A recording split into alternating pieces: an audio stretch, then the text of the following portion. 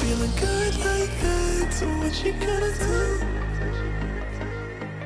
And I can't stop thinking about you, but what you gonna do? And you know I'm feeling good like that, so what you gonna do? And I can't stop thinking about you, but what you gonna do? What you gonna do?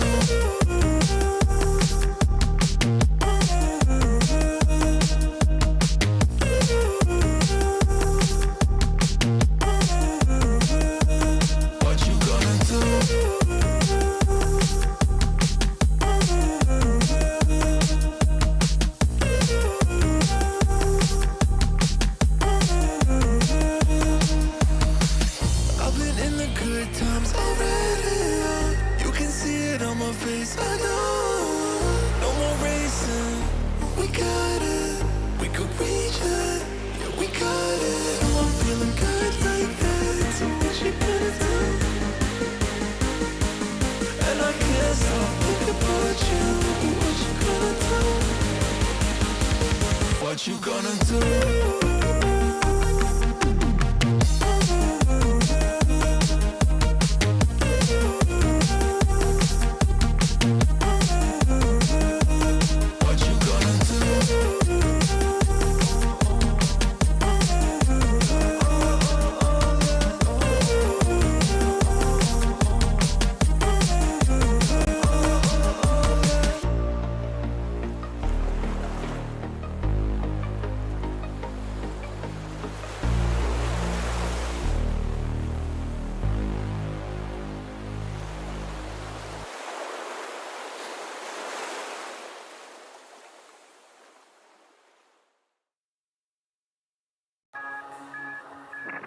You have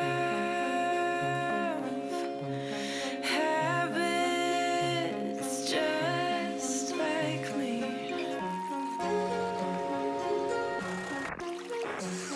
Talk too much with strangers. Get way too serious around family.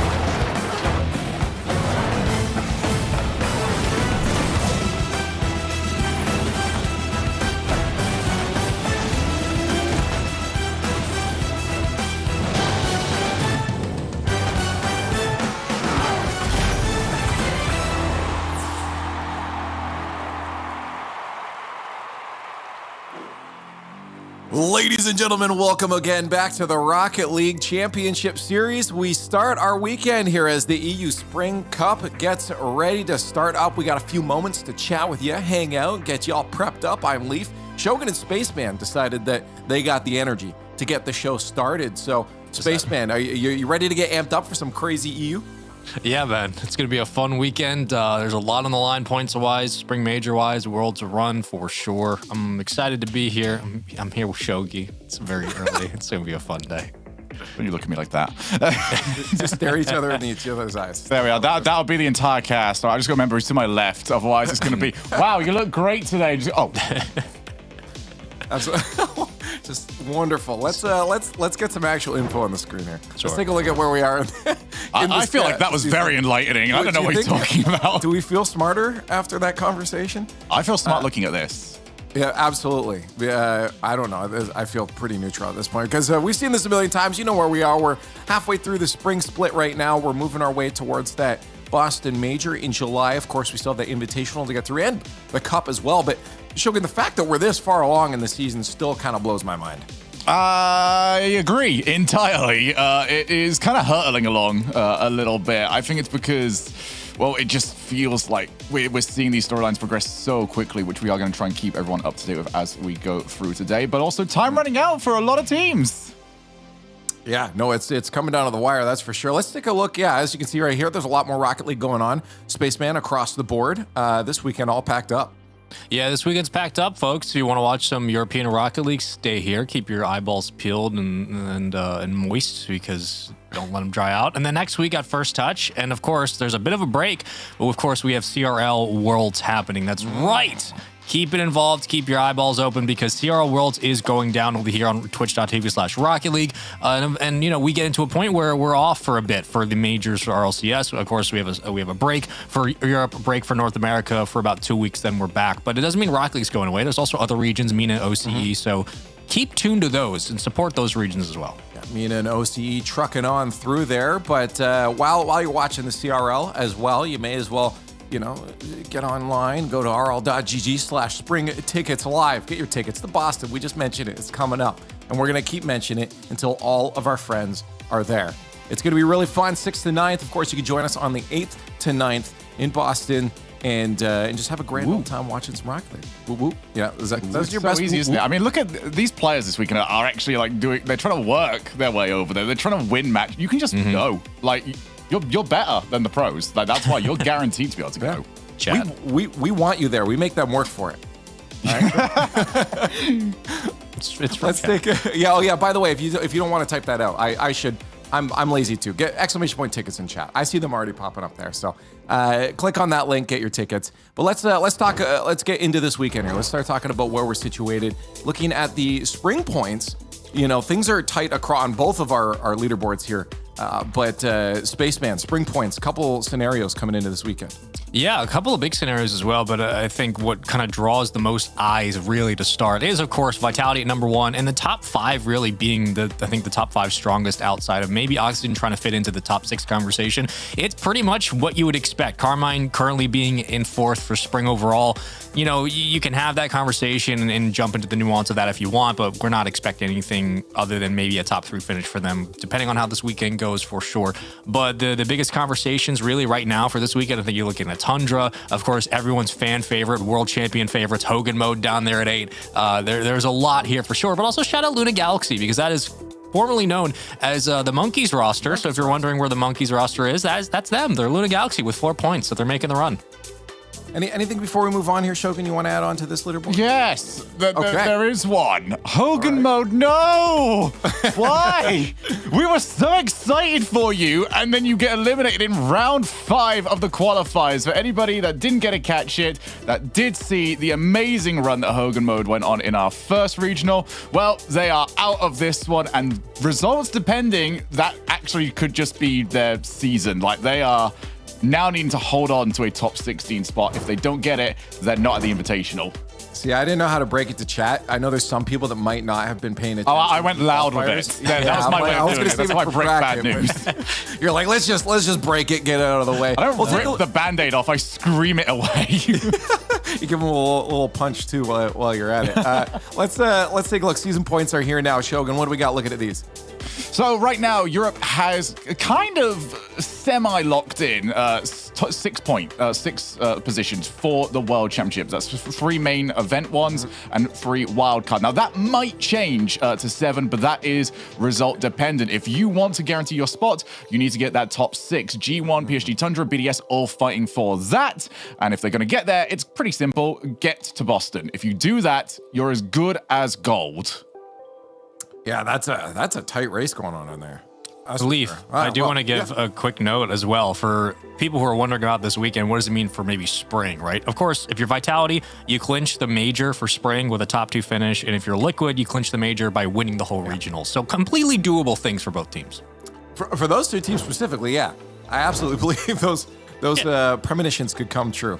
Let's take a look. Points here, $30,000, whatever. Who cares? You know, that's not the one we're looking at. Points, that's what it's all about right now. Well, maybe for some teams it's that 30K, but 24 points for that first place. A lot of points to be gained as we move through the season. These points increase, and as the race gets tighter and tighter, they're gonna mean a lot. That's for sure. I want to look at the bracket though, because there's this is where I was gonna break the news, Shogun.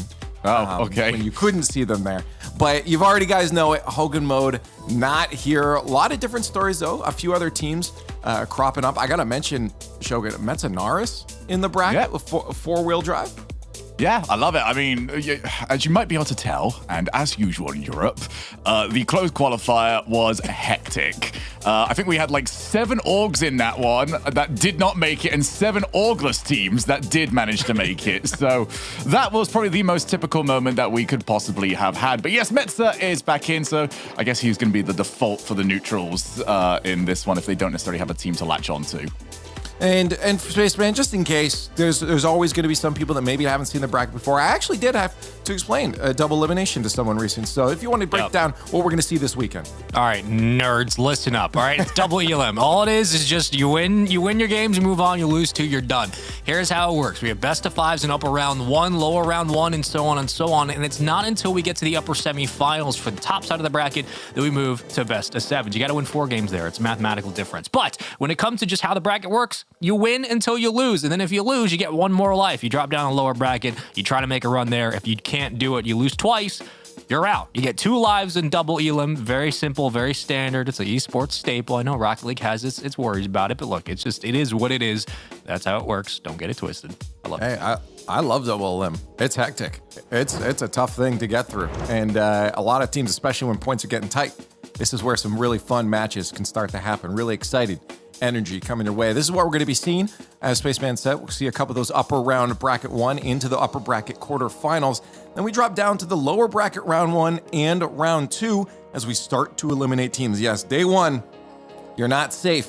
You want to make sure you're on your A game even from day 1 all the way through to day 3, as you could end up on your way home. Here's the matchups you're going to see. A reminder, we're not the only stream going on right now.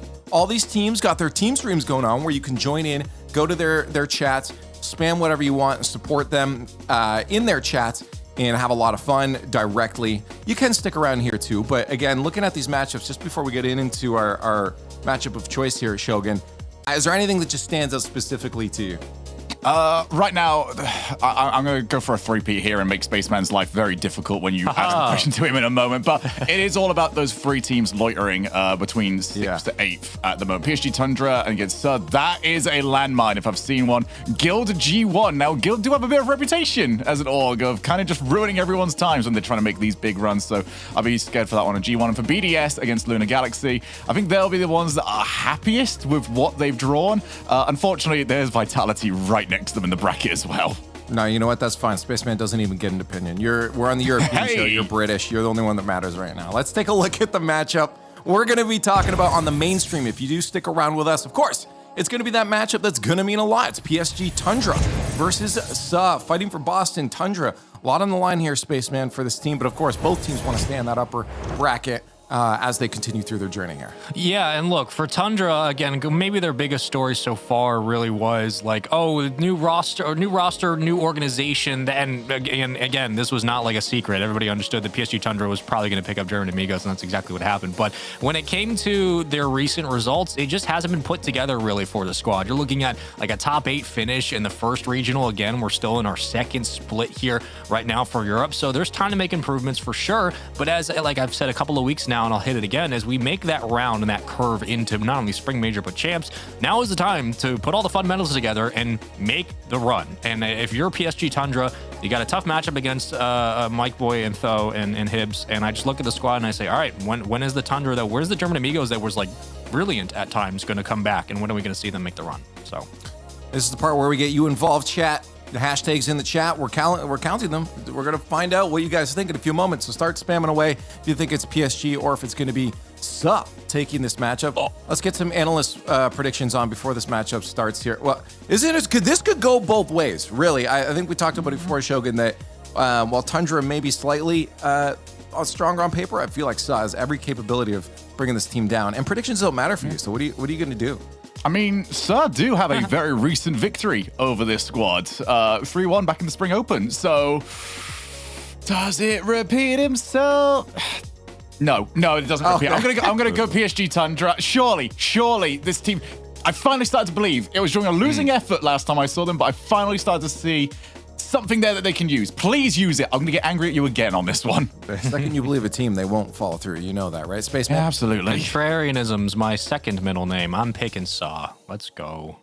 No other reason, by the way. Just picking them, just to be different. You're not going to be different because Boo. I've seen this happen to Shogun before, where he ends up being wrong when he plays in a team. It's been a bad split so far. Yeah. So again, you're lucky today doesn't matter, but I'm going with Saw. I'm going to have to go with it because Shogun took Tundra on this one. Chat, where are you standing? You're going to that makes sense. There we are. Me and Chat always have had each other's backs. Well, we got a lot of matches to get through. A lot of exciting European Rocket League coming your way. Shogun and Spaceman. They got our upper bracket round 1 first match. Let's get excited. Shogun. I'm very curious how this one is going to go because PSG Tundra, last time we saw them, we realized, oh, wow, you guys can play incredible Rocket League. They only played it, though, when they were 2 goals down last time against BDS. Surely they play this weekend on the front foot rather than playing scared. And I think that is a testament to what Tundra bring to the table, right? They are capable of meeting the mark against a team like BDS, even if they were playing in a similar styled offense. You'd see like in the Oxygens, yeah, PSG Tundra can step up and kind of meet the challenge there, but it really comes down to the interconnected nuance this team has, where they've struggled with infield passing and they've struggled with spacing. Maybe the top 2 things that if they start to clamp down on, you're looking at a more consistent roster across the board, but still are no pushovers. They had a pretty good run through GWB. They've had a decent run as of late. But it doesn't mean that you really got quite on the timing there. No pushovers. Here's a backboard for free. Bye-bye.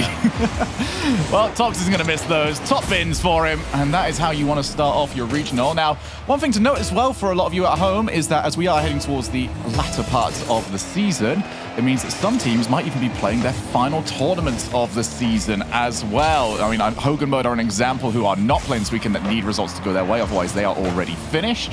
Yeah. Because the final regional that we have this season is invitation only. Top 16 teams of the season so far. If you've not done anything up to this point, you will not be coming back. And look, a lot of the top teams are fighting for seeding here, but Hibbs is fighting for all of the backboard available as Ivan will get the dangerous clear and continue on forward to move that ball into the orange zone. But when we do look at a lot of teams not only fighting for seeding, but like you talked about, Hogan Mode, hoping and praying that the gods are in their favor and things align, that you have to come out and win your opening matches on Fridays. We've talked about it ad nauseum in NA. You can't afford, if you're a team looking for points and or just placements into spring, you cannot afford to come out and drop a series like this, as that is almost a dangerous second goal. Do look around the Sharks. That'll be loitering in that lower bracket, trying to avoid it all you can. Tox, good block from him. Brings in his teammate for a power clear.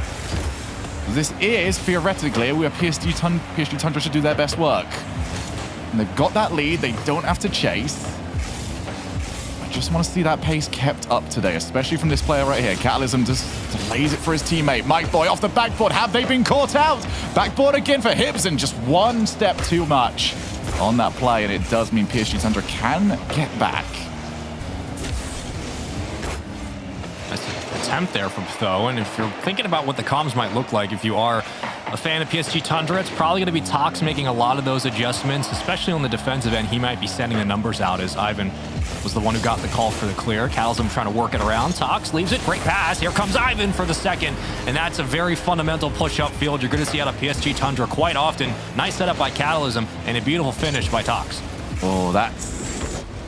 I feel a little bit of a wild swing that we saw by the second man. The first challenge goes in. You've got the play moving. You need to make sure that you're going to win that afterwards. The fact that there was no contact at all from a position like the corner where you can't really work with that many angles. You will not be too happy to have let that one go. Gibbs now off the corner. Said how PSG Tundra did play quite well from 2 goals down. Well, I feel like most teams seem to play quite well when they're 2 goals up. As Tox just loitering in the backfield, trying to find some demos. It's a good clear, but also quite easy for Catalysm just to control the ball, dare somebody to come and challenge him. And then there's the power clear again. PSG Tundra doing a great job of killing this game off. And Tundra just has so much space on the defensive end as well. Once they catch that redirect, there's really no follow-up pressure you're seeing from Sa. At least whether or not it was allocating some numbers just individually on a one-on-one. You were thinking Mike Boy might make the challenge, but here he goes to the corner. Gets around 1, but hesitation for the moment in the offensive third. Hibbs trying to follow up.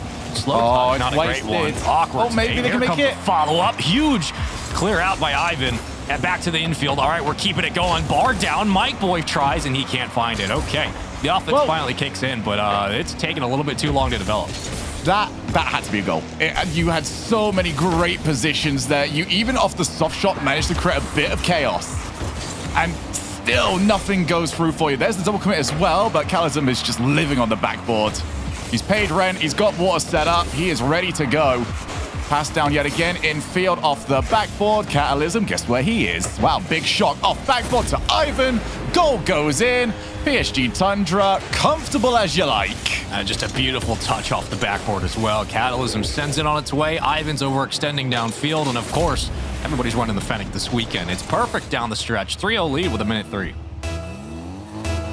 I think if there was time for a team talk here, Operation Don't Go Backboard might be the one to go into effect. Yeah, that'll do it. Catalysm is, he's comfortable in that spot. You do look at the player names that we are seeing over on Sa, as they do go flying past it. Ivan one-on-one against Mike Boy, wins the challenge, goes low. There's just always somebody else there for PSG Tundra, but it's just... One team is supremely comfortable off the backboard. The other team keeps having a whoopsie.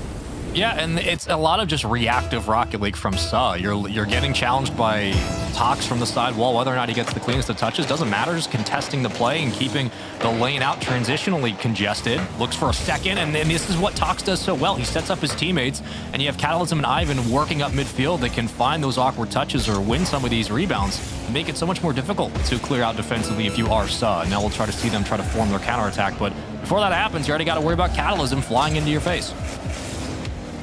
I do love the fake challenges as well. Foe forced to at least take a heavier touch twice on that air dribble. One thing that has kind of just sucked on the side of Sa is the fact that they have not been able to draw in one of those midfield challenges. You were talking earlier on about how they're getting the power play, but nobody follows it. And the reason is because PSG Tundra don't care. They just... Yep. You've got the ball, cool. We're on our way back. So every single time we see Sa control the ball, wait to see if anyone's going to come towards them, doesn't happen. And whenever you get those positions, that's when you get to leave somebody downfield. But because it's just power clear, control ball, then, I don't know. It's PSG Tundra refusing to play ball. Speaking of that very notion, quick update. Devil's Fruit are up 1-0 on Carmine. Of course they are. See, this was the interesting part about us bringing in double elimination, is that KC, in every other format we've had, have had that one result. When we had groups, when we had Swiss, they would always have one loss against a team that they wouldn't have that against. Sure, it's fine. Now we have a format where that would get really punished.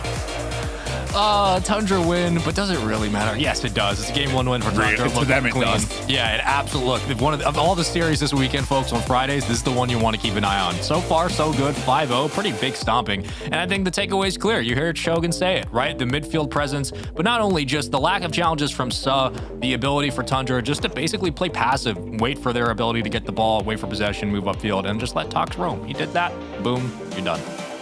So the reason why I actually really like that you brought up Devil Fruit going up 1-0 is because that if that result goes through, that is best case scenario for PSG Tundra, because every day, it doesn't matter how good Devil Fruit are playing, you would rather play them in the next round than you would rather play KC. That is true. So right now, after the first round of matches, fantastic for them. Do you want to know what makes it even better? Guild won their first game against G1. Of course they did. BDS did win over there on that side, so BDS continue to at least be the steadfast presence that they set themselves out as. Sure. But yeah, that's 2 results, well, 3 results even, that PSG Tundra will love. If you thought NA was going to be a little bit dicey, listen, this one's Europe is always fun. Chat. Hope you're strapped in. Wake up. I feel like when NA does it, though, it's like a, oh, wow. When Europe does it, it's a, of course. Of course. Yeah. Yeah. And NA is a little bit more like, you expect the sadness. You're like, oh, wow, okay. Yeah. Europe's just chaotic, and it's great. Let's have a look. What do Suh have on the table? Good result here. Still puts them well within competition for the major spot. As rough as that is looking, because the upper parts of Europe look really hard to try and break into right now. So, got to do it during this weekend. Tox takes the ball in control. That's awkward for Foe, but does well with it.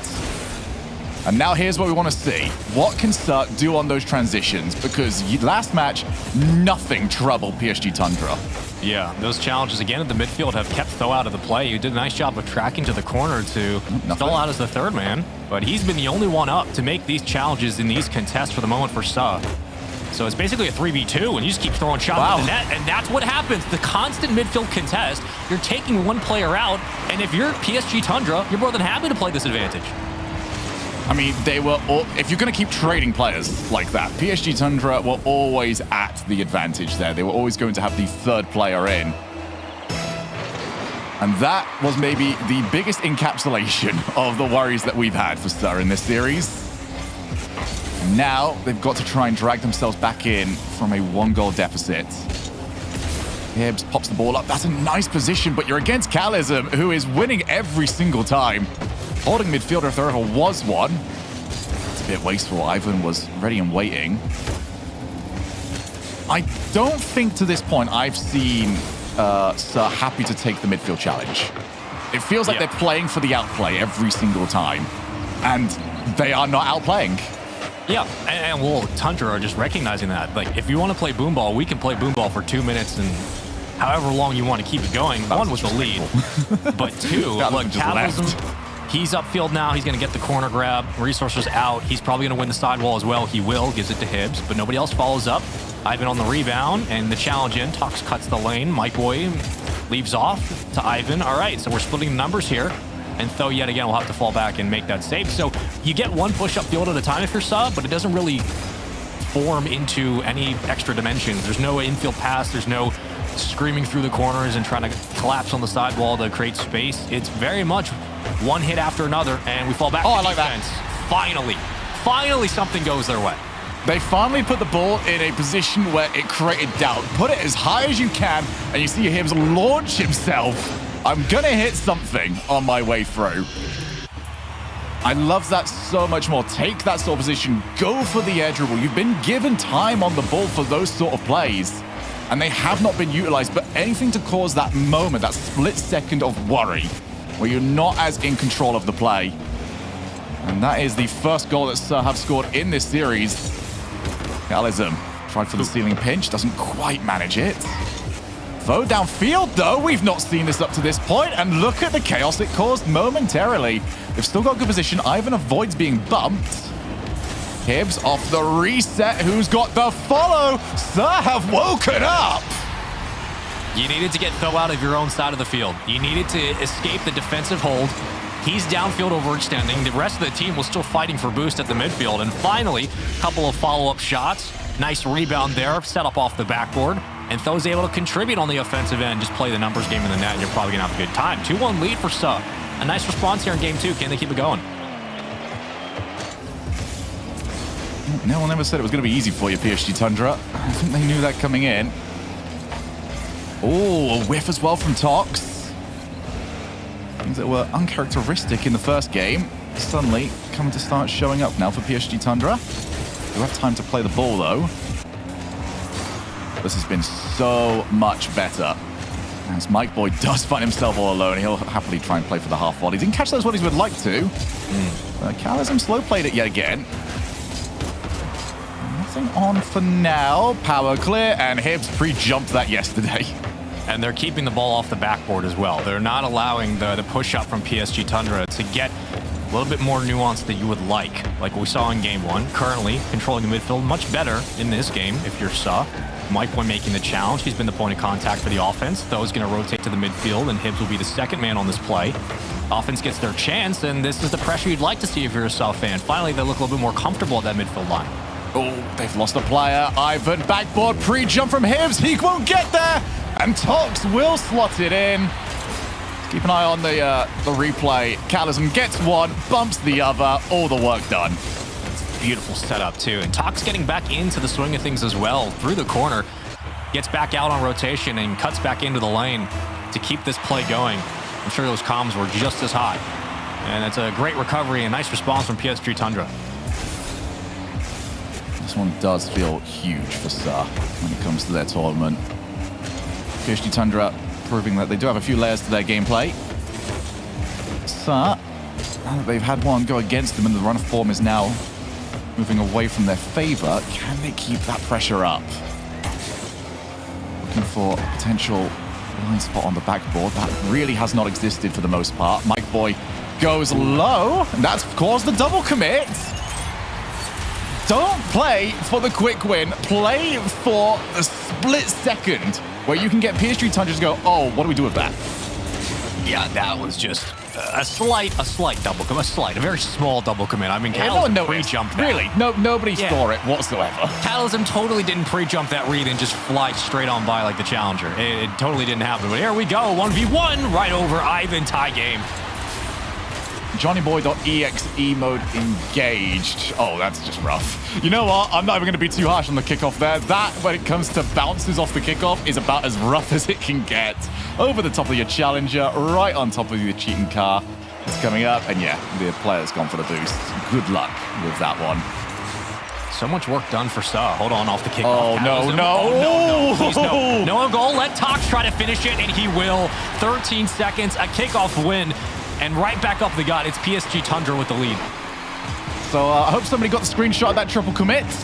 If not, I'm sure the replay will be available soon enough to get a nice angle on it. I see your View it, double on enjoy it, and please do not send it to your local PSG Tundra fan. They will not be happy with what they just saw. And no, you after all of the improvements we saw from Suh here, Yeah. you can't lose it like that. You can't lose it like that. Oh, they're gonna have a chance. Oh, the backflip! Tho.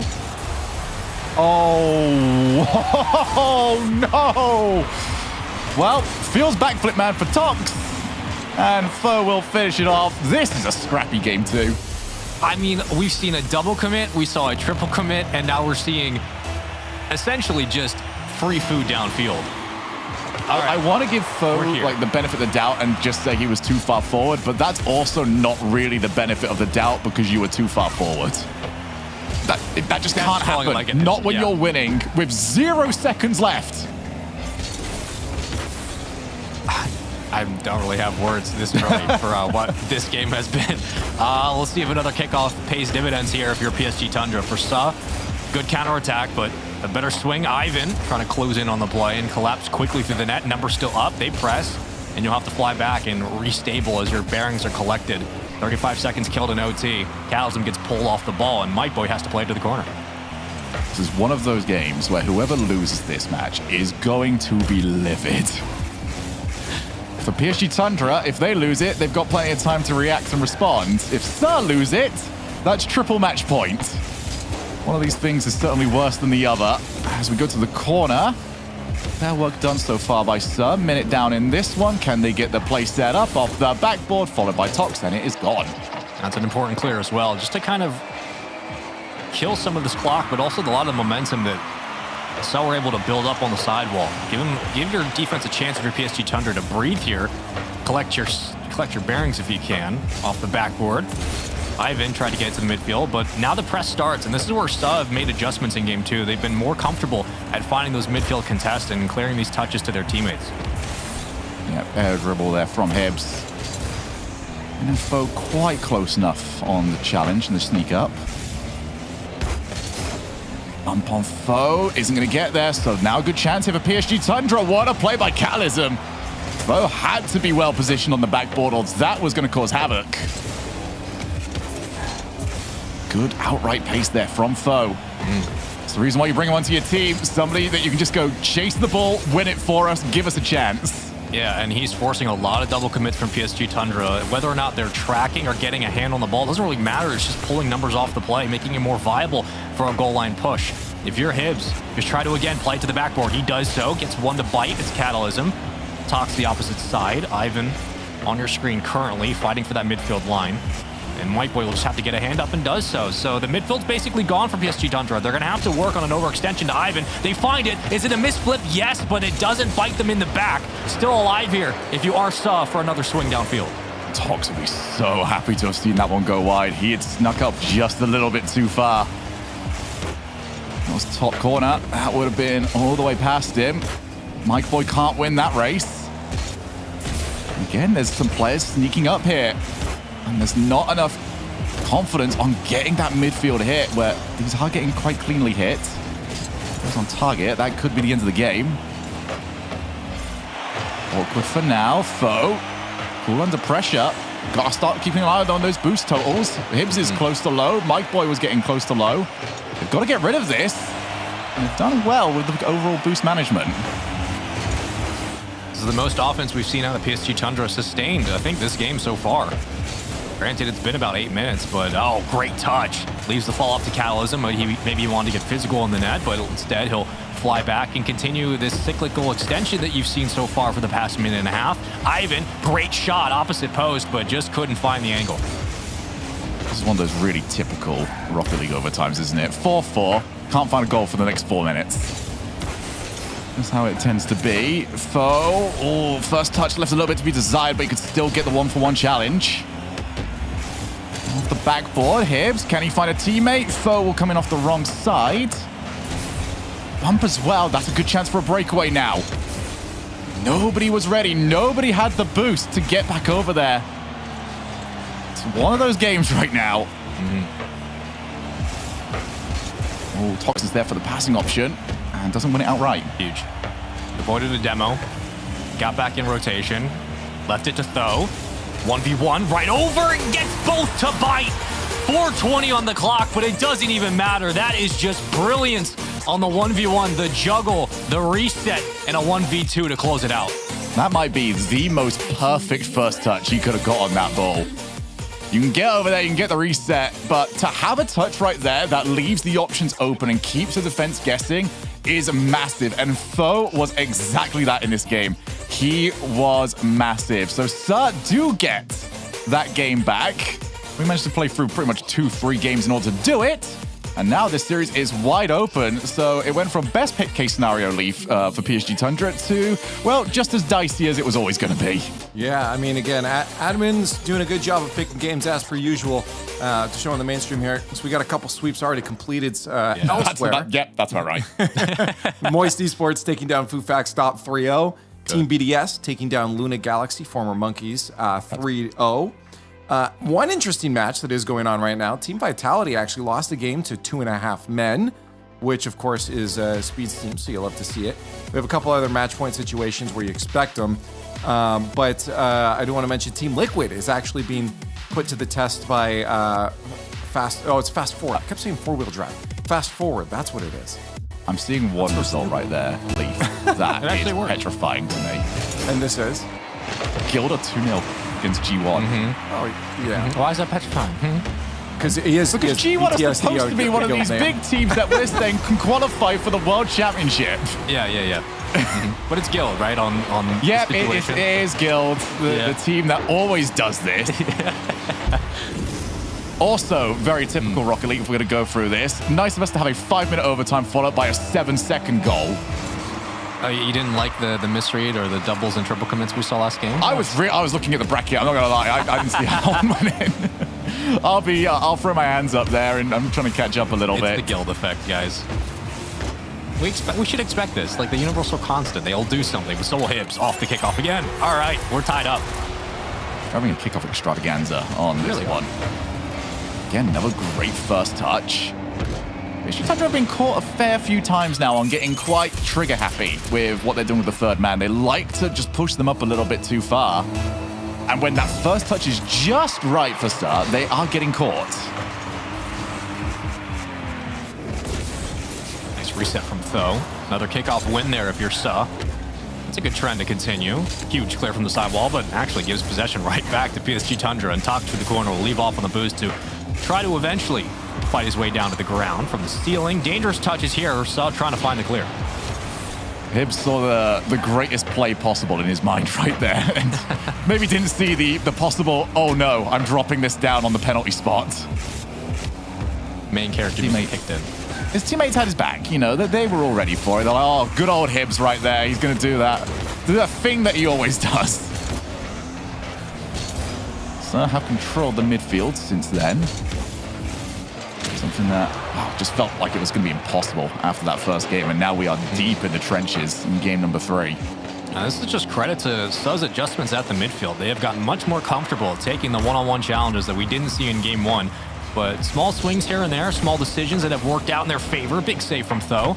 And they look much more comfortable with following up on these touches and winning the second battle. As Might Boy, dangerous shot, but a better save. The boys in blue will find the clear. Yeah, both teams have been giving up on that midfield a little bit easily. I think it's because both teams have now started to go towards such an outplay style that you want players back. Now again, Catalysm passes off to Ivan. Ivan to Catalysm, and yet again, couldn't find the bump.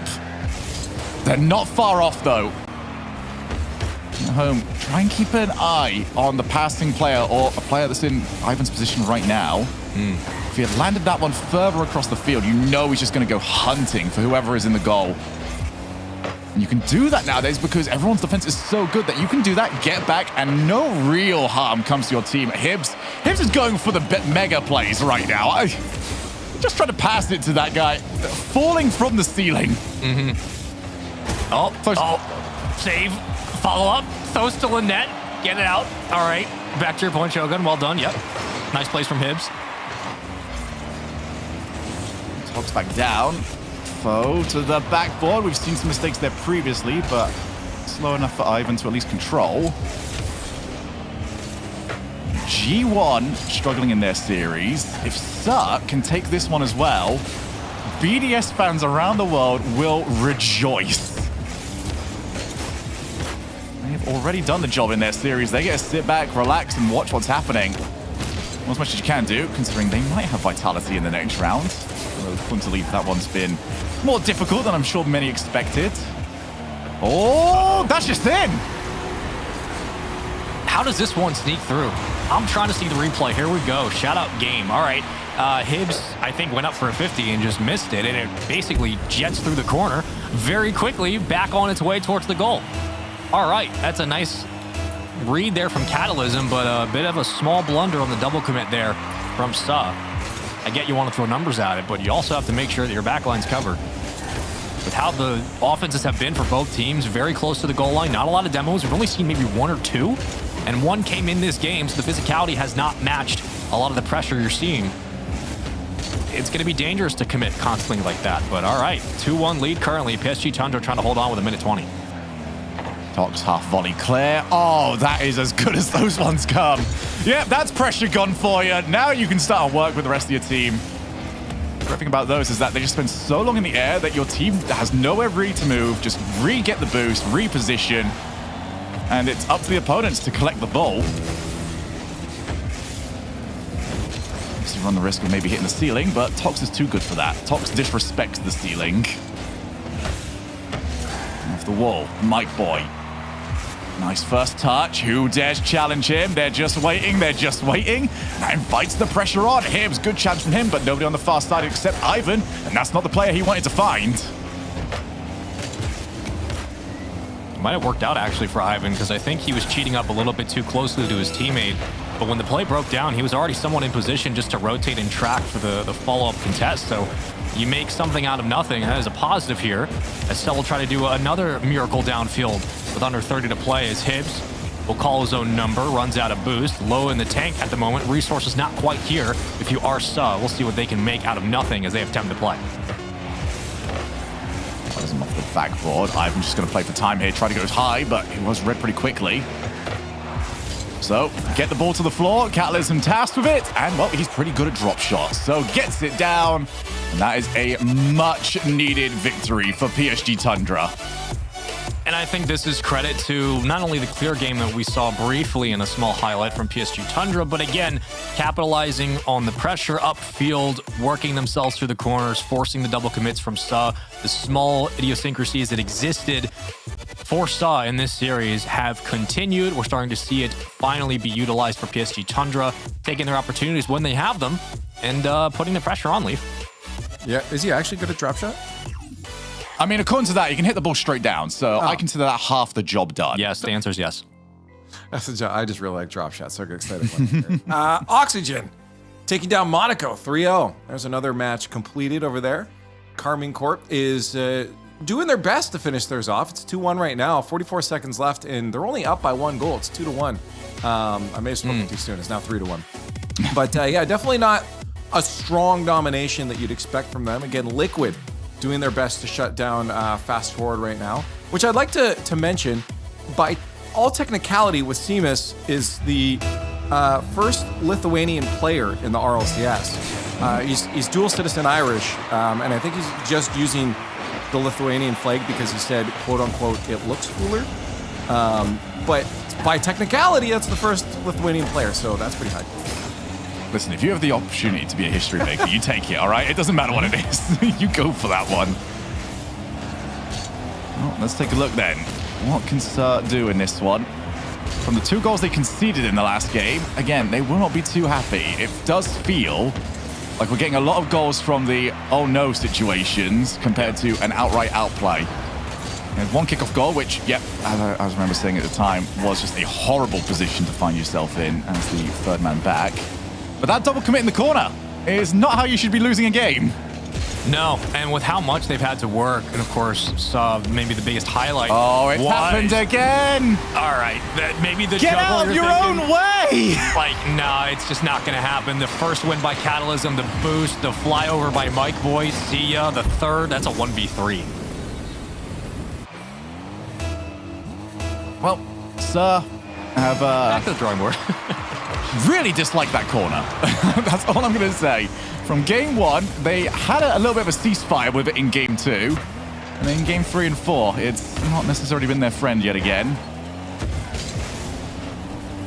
Elism off the challenge. Is that going to bait Tox in? Not quite. Yes, it does feel like one of those series where you see sort of the work that Suh have got to do to score. And you say, okay, you've got to do like maybe a 6 or a 7 out of 10 play at minimum to get it past this team. And then for PSG Tundra to score, they can get away with 3. You know, they can just see what happens. Maybe the walls just collapse at some point. No, you can't do it at this level. Especially with what's on the line, not only for Tundra, but for Suh's chances here too. If Tundra are getting most of their goals from mistakes to the corner on your own defense, that says a lot, but also just the biggest highlight was maybe Tho downfield on the 1v1 in game 2.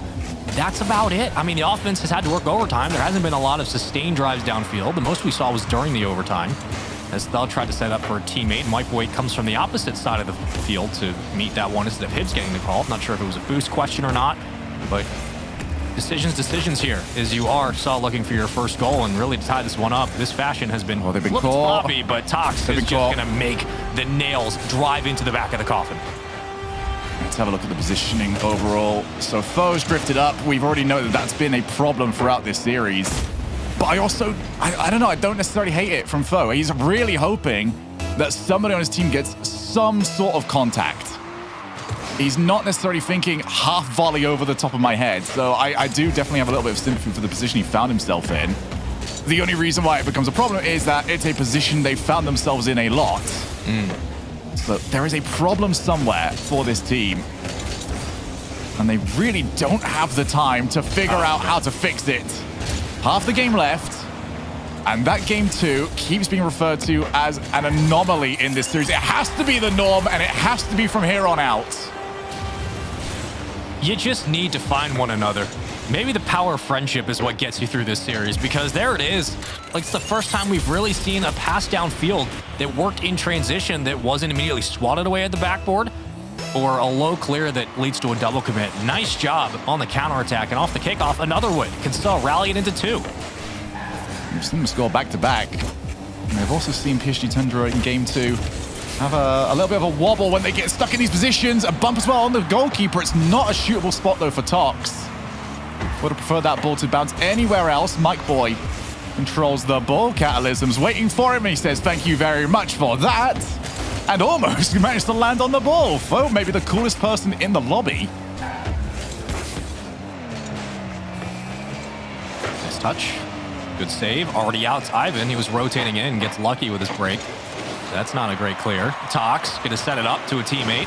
Catalysm leaves off, and here we go up the gut. Mike Boy gonna try to make the most out of this one, but good cut down from Catalysm. So it looked like a bit of hesitation there from PSG Tundra. They didn't want to overcommit with their numbers up. They know this lead is sacred, to say the least, with how this series has gone. Throw to Hibbs, great pass, and I like the offense we're seeing now in the corner. I do love that as an idea, and it was a fantastic read from the defender. But this is so awkward for both teams. When you get that ball in the corner, the play slows down so much. He's looking for challenge wins. Nice boost steal again from Hibbs. And this is starting to mount up. Catalysm's the only one with really much to play of, and he's already jumped off the backboard. Incredible by Mike Boy. And this rotation through the corner from Hibbs, just again, getting your teammates set up. You win the initial challenge from Mike Boy. It spikes it down. You hold your spot, clamp on the wall, and wait for a teammate to set you back up. Everybody getting involved. This is the offense we wanted to see from Sub. And we have ourselves a tie game with under a minute. I gotta give so much credit for that from Hibbs earlier in the play. He just wouldn't go away. Kept getting challenges, kept stealing a boost, kept half rotating back in. And that laid the foundations for it. But can they get the job done? Tox low boost. Doesn't get the steal either. Mike Boy yet again. Pops over the top of one. And for as many issues as we have had with the way Surf played, they're a goal away from Champions Field. Yeah, you think this one might be going 5, but I've been watching the Hibbs rotation. He's just been hunting for boost. Finally gets back into the play. Though, and Mike Boy had to make a lot of these calls quickly to keep this play moving. Get the possessions back in track towards the midfield yet again. So we'll see if they can keep it alive. Game clock turned off. Into the corner. Dangerous spot to be in. Ivan trying to hold the catch, but can't throw. Though, excuse me, try to get to the backboard, but a long clear leaves it to Hibbs. Will it touch? No. Hibbs from the sidewall. Got 2 in front to worry about. Holds the reset. He doesn't touch from the corner. Ivan on the clear. And that one should... That one. Oh, Mike Boy, you're brave. No. Oh, Mike Boy, you're so brave. Still alive. Tox can catch this, and he leaves it. All right, we're definitely going to OT. Will we go to Champions Field? That's the only question. Yeah, one was definitely braver than the other, and I'm not sure from Mike Boy how much I necessarily agreed with it, but hey, let's prove that they believe in themselves right now. Hibbs pre-jumps to try and get to Ivan. Good decision-making from him. Don't want those wheels to get rolling. Catalysm, not the best first touch. Has to take the 1-for-1.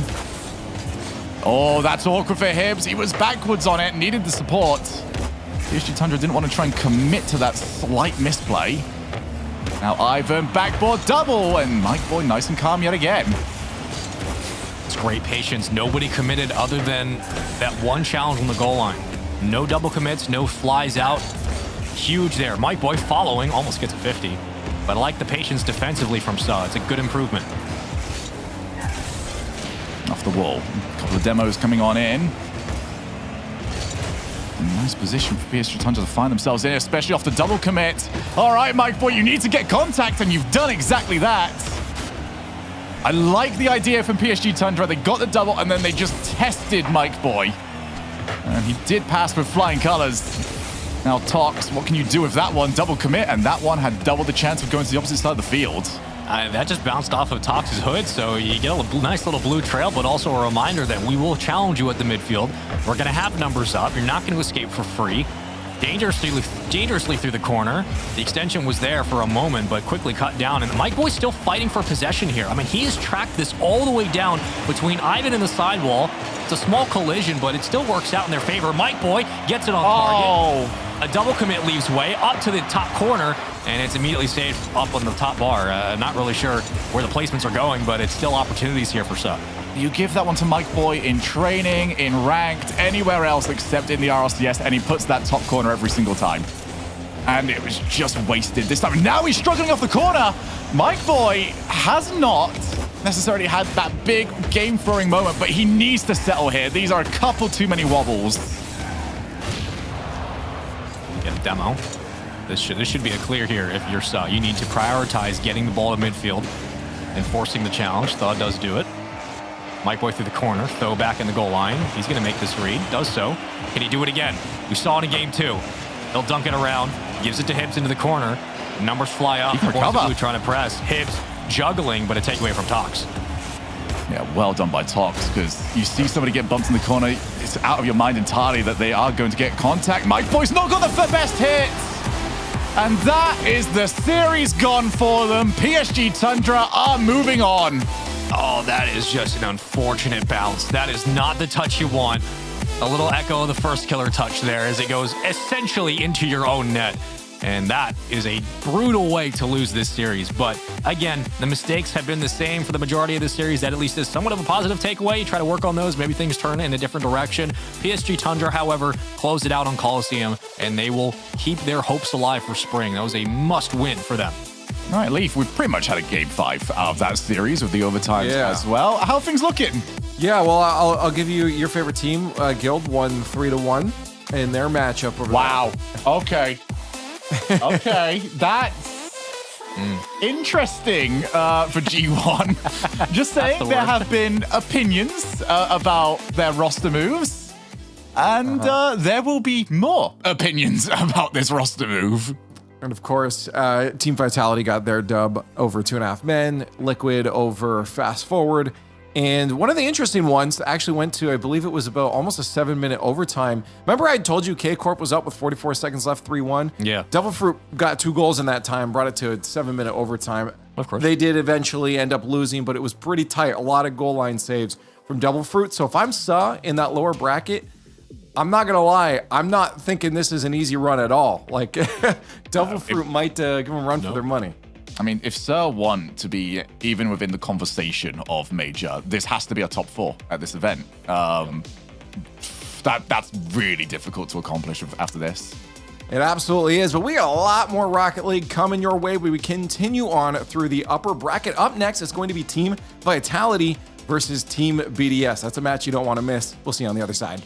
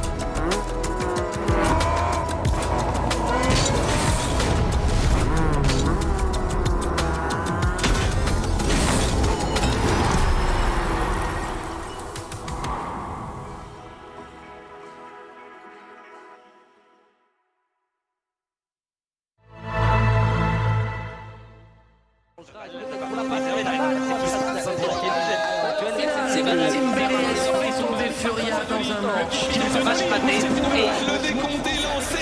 Baron Jack dans les airs. Le dribble de Baron Jack. Le petit bump sur Hitch et ça va donner l'ouverture du score. Allez derrière. Soyo n'est pas là. Là-bas touche le sol. LexNG sont champions majors de Rotterdam. Ça manque un petit peu de puissance, c'est parfait pour Extra qui va venir mettre le putain d'or en faveur d'Exalti. Attention à Monkey Moon, la passe accélérée, l'ouverture du score.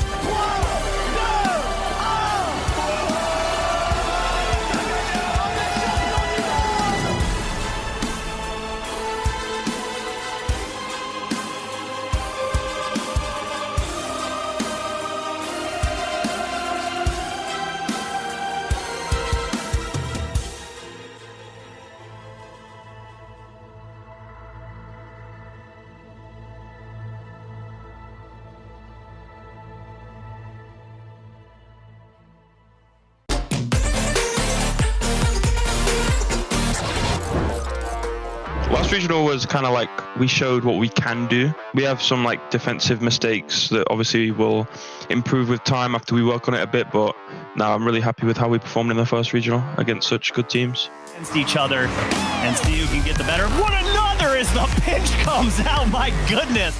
I think World's main event might be a bit too far-fetched as it stands.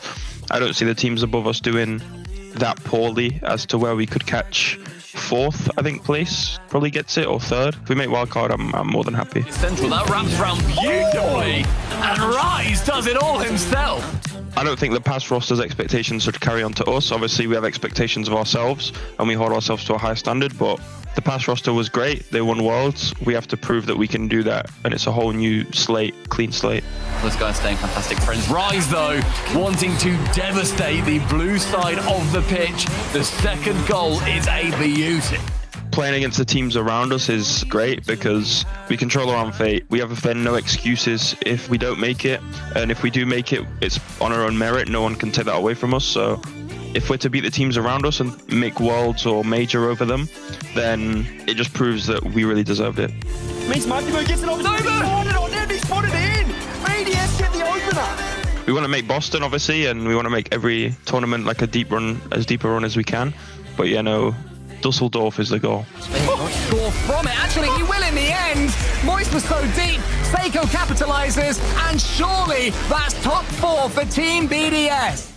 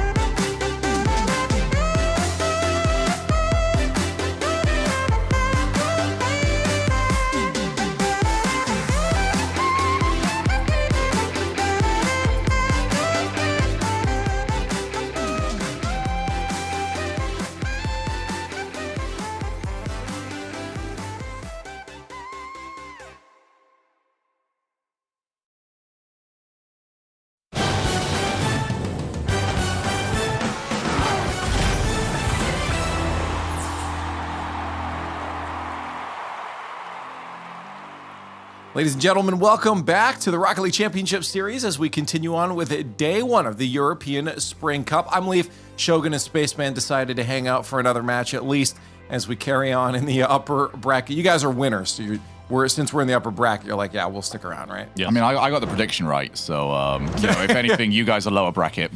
Okay, fair enough. Taking a look at the bracket, we do move a few teams on here. Mostly, Spaceman, the expected results, I believe. I know Shogun was mulling over that Guild G1 matchup there, and we do see a couple teams taking games off, teams we might not have expected, like Devil Fruit taking a game off Carmine and maybe Fast Forward one off Liquid.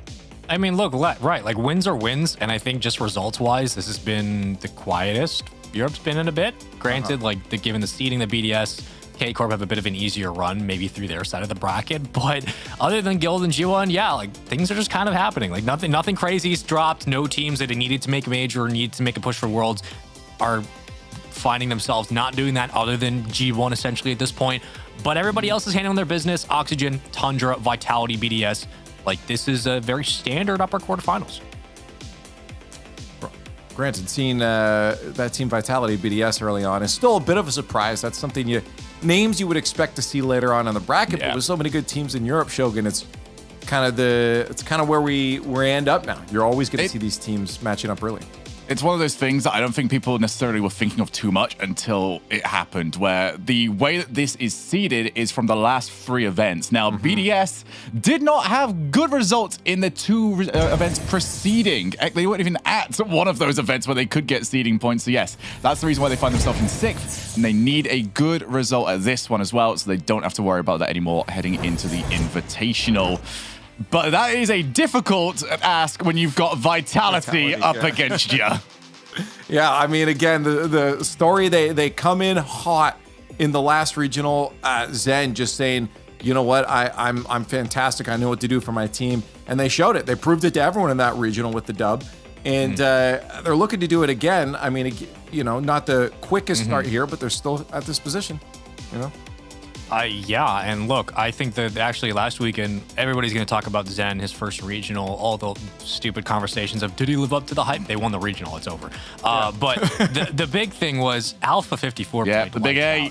He Alpha. He was the best player on the field in all of Europe last weekend. He was lights out. And when, again, remember, this was they built Vitality around him originally with the original roster, and then they went through some changes, and now he feels like he has a team that works. Yeah.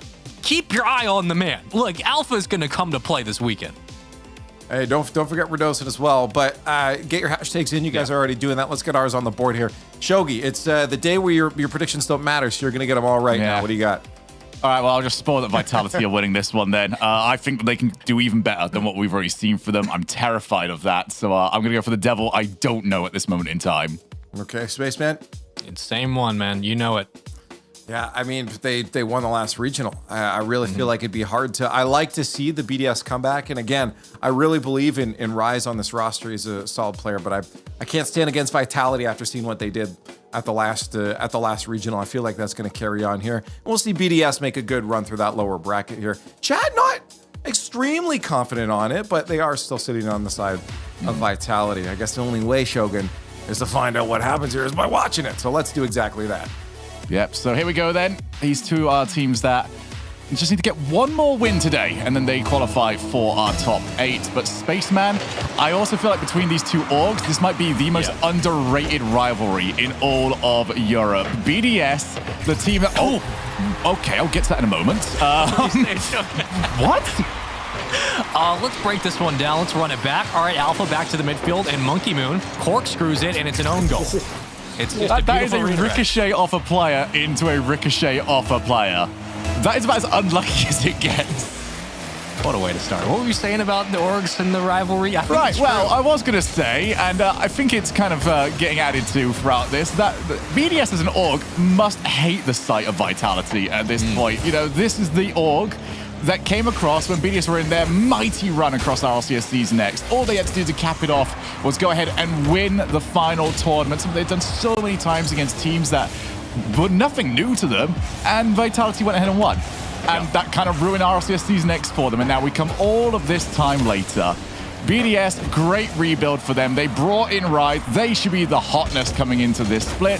No, we've got Zen, and everyone's paying attention to him instead. Yeah, and Alpha still remembers that victory as well, and it was just credit to what Vitality had at the time. Again, the veterancy you had out of KDOP and, of course, Fairy Peak. When it comes down to the changes that BDS have made, I think the favorites here for counterattack swings, their pacing has changed with Rise being into the lineup. I think he brings a lot of clutch factor to the squad they need in terms of just shooting and placements, but you go to Vitality and they make their own change. They bring in Zen from the ceiling, who's able to find double taps and hit resets like it's nothing. This is going to be a very long matchup between these two teams if Radosin and Zen are working upfield like this. Yeah, but this is what Zen brings. He doesn't have to score off it. He just has to get everybody to start moving. Seiko ends up finding himself too far forward. Rise crept up with him. So miscommunication between those two players as to who was supposed to actually be going. And that left it more than open for Radosin to put it on in. Who will not want to be the forgotten one on this team. You know what, actually? Given that this is now a World Championship contending squad, I don't think he would mind if it led to a World Championship as well, because that is what this team now is. Right, and that's the ceiling for both these squads, really. They can make the run. Vitality may be more favorites than others, but BDS made the change because they know that Worlds is coming up. Rise did it because he thought this team was more likely over what he had. Yeah, and that's the same reason Vatira went to Carmine. He thought he had a better squad there and a better chance. A lot of players from that old Moist roster and formerly Team Queso made changes because they wanted to make the run to Worlds. And now it's whether it comes to fruition or not. So far, it's worked out, of course, for Vatira. For Rise, yet to be seen. But Radosin, dangerous as ever, really stepped up his gameplay individually for this team. So both teams sort of trying to capture the magic that Seiko brought in last season. I'm sure Seiko would like to recapture the magic that he had last season as well. A lot of people starting to question where he went. The first two splits that we've had. We know that the talent is there. We know that you can take over a lobby. He has been showing more and more of that. Maybe a bit more comfortable with this roster. Rise moves in. Off the backboard. Seiko hits the crossbar. Almost hit the post as well. Good opportunity for BDS, but you need to take them. It's a good placement, though, from Rise. Instead of playing it towards the backboard where the numbers were there for Vitality, he played it low to the near post and just forced a challenge, fly out to the midfield, tried to follow up. Like the ideas from BDS early on, keeping the pressure at that midfield. The litmus test now is whether or not they're able to bully the numbers off the goal line. As Zen's handling the pressure, Monkey Moon on the back pass, but Rise flips it high and plays it on his own. To Seiko in transition. Awkward touch, but still made it work. Don't know how he redirected it towards the top post, but off the top bar, it clangs and into the opposite side. Yeah, Seiko got a slight misplay from what he was originally after, and it worked out nicely. It's very fun to see how that often works. I think you try to go for the reset off the car and then get it off the backboard for the double. But hey, the fact that you are capable of that and your opponents know that you're capable of that, then you have to respect it. And also cause its own problems. Alpha with time.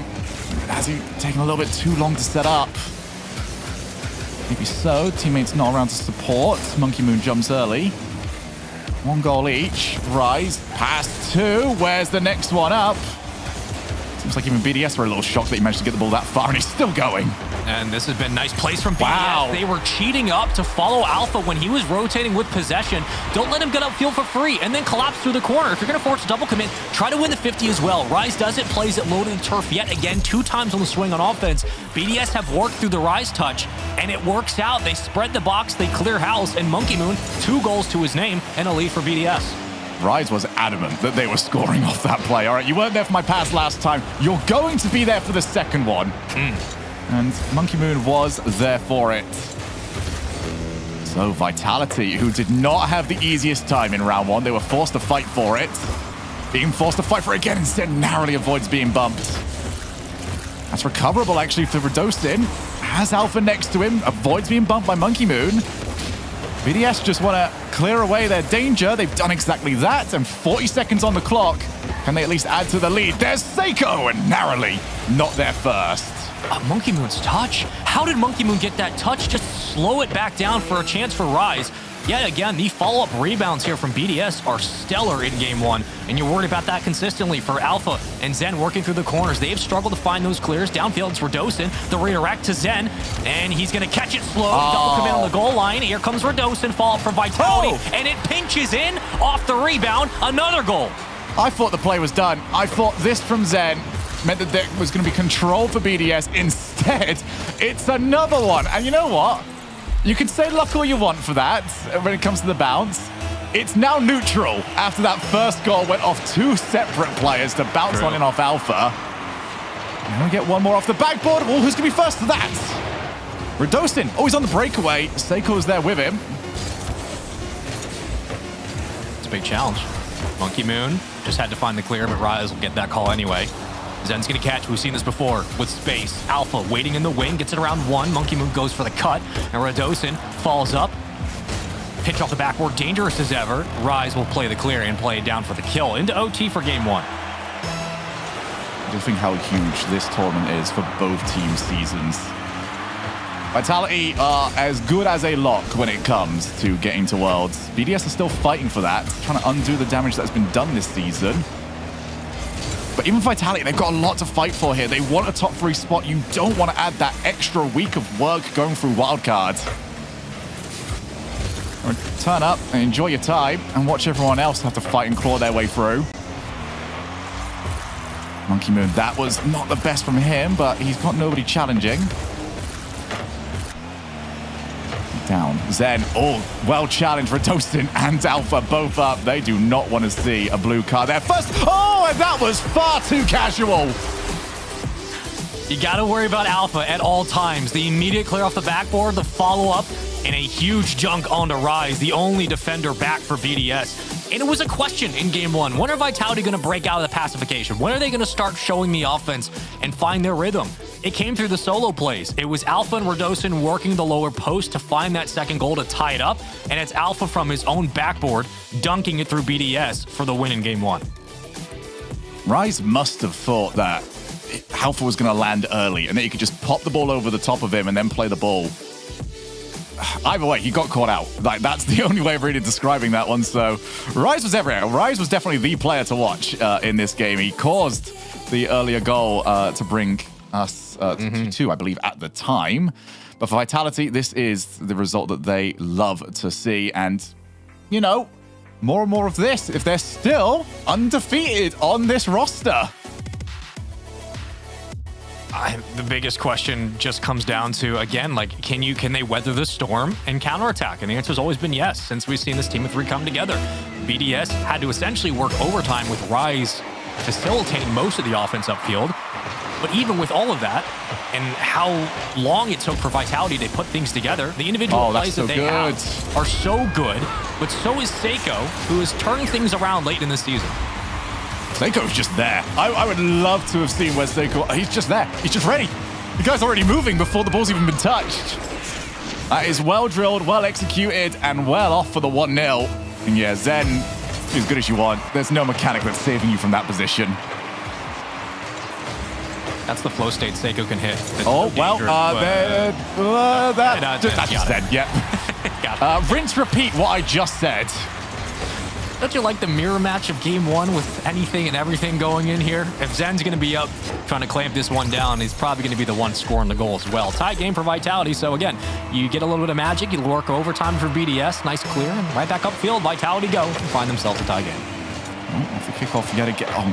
We're not having the exact same as what we had between PSG Tundra and us, are we? Otherwise, we're going to get a 4-4. Yeah, let's just keep the goals coming, shall we? We've got a whole bunch more to go. Everyone strap in. We've got an 8-minute overtime coming. We're going to start adding to it. Dude, poor Seiko. He's got nowhere to go. It's not his fault. Alpha with a huge challenge that spikes it back up, and it was his credit to Radosin on the clamp that stalls the defense out. There's really not much you can do there defensively for BDS unless you're hoping for a lucky 50. Seiko tried, but just better offense all around. But off the kickoff, it's open. I was joking! You gotta be kidding, dude. I was joking about the 4-4. You don't actually have to double commit in that side and go ahead and leave it open for Rise and then Zen. All right, yeah. Unfortunate for Zen. I think Zen just expects it to be on target, so he's trying to pre-jump. So I don't mind that from him. The double commit, though, yeah, that's pretty criminal. Oh, it's going to be another. No. Okay, no more. We just 30 seconds is all I asked for without us conceding another goal. Hold on, Alpha. Wow, that is a ridiculous recovery midair. Radosin plays it, front box. Seiko, Alpha. Wow. I think it was like 15. Are you kidding? They have the collective height of a booster seat, and they are just styling on all of BDS. I think Radosin just like put the brakes on entirely. Yeah. Even got out of the car and just left and said, all right, it's fine. Seiko's going to put this into me. All right, so by my calculations, we have 3 more goals to score within the next 4 minutes. If I get this right, this is my best prediction of the weekend, and I'll then get nothing right for the next 2 days. Alpha reset. He can keep going here. Doesn't quite do so. Yeah, this is a weird one. I don't really know what to take from this, apart from both teams have very exploitable kickoffs. I mean, it's been nonstop pressure right on the goal line. Like, we're talking the 1 yard line here for Vitality. They have capitalized. The kickoffs have worked for BDS. If they can just escape the pressure, they have a chance here. But it's credit to the boys in orange and how quickly they've been able to transition their touches back into setups for their teammates. Monkey Moon was another big one with no boost. And here comes Rise.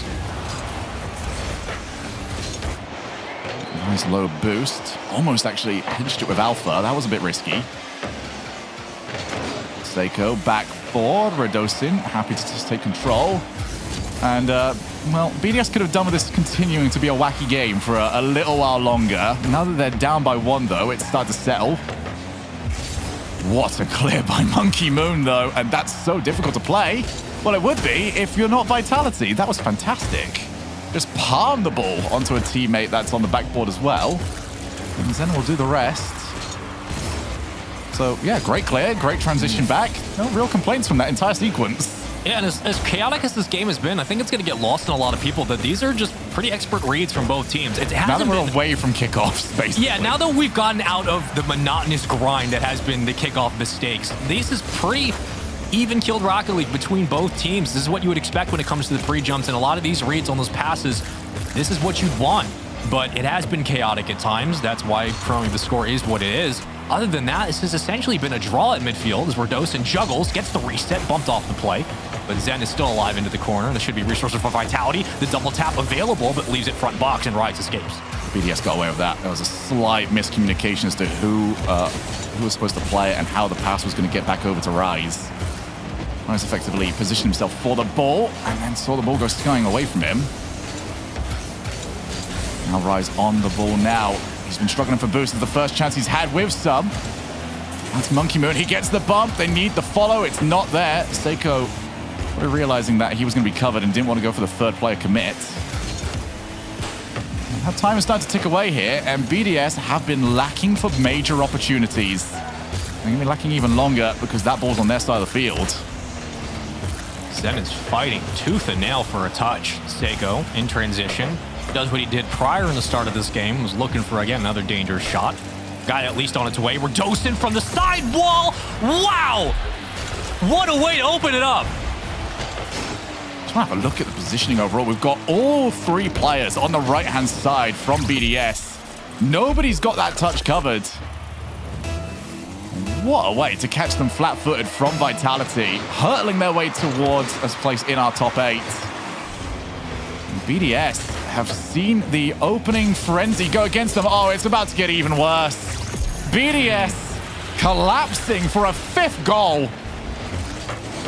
Oh, dearie, dearie me.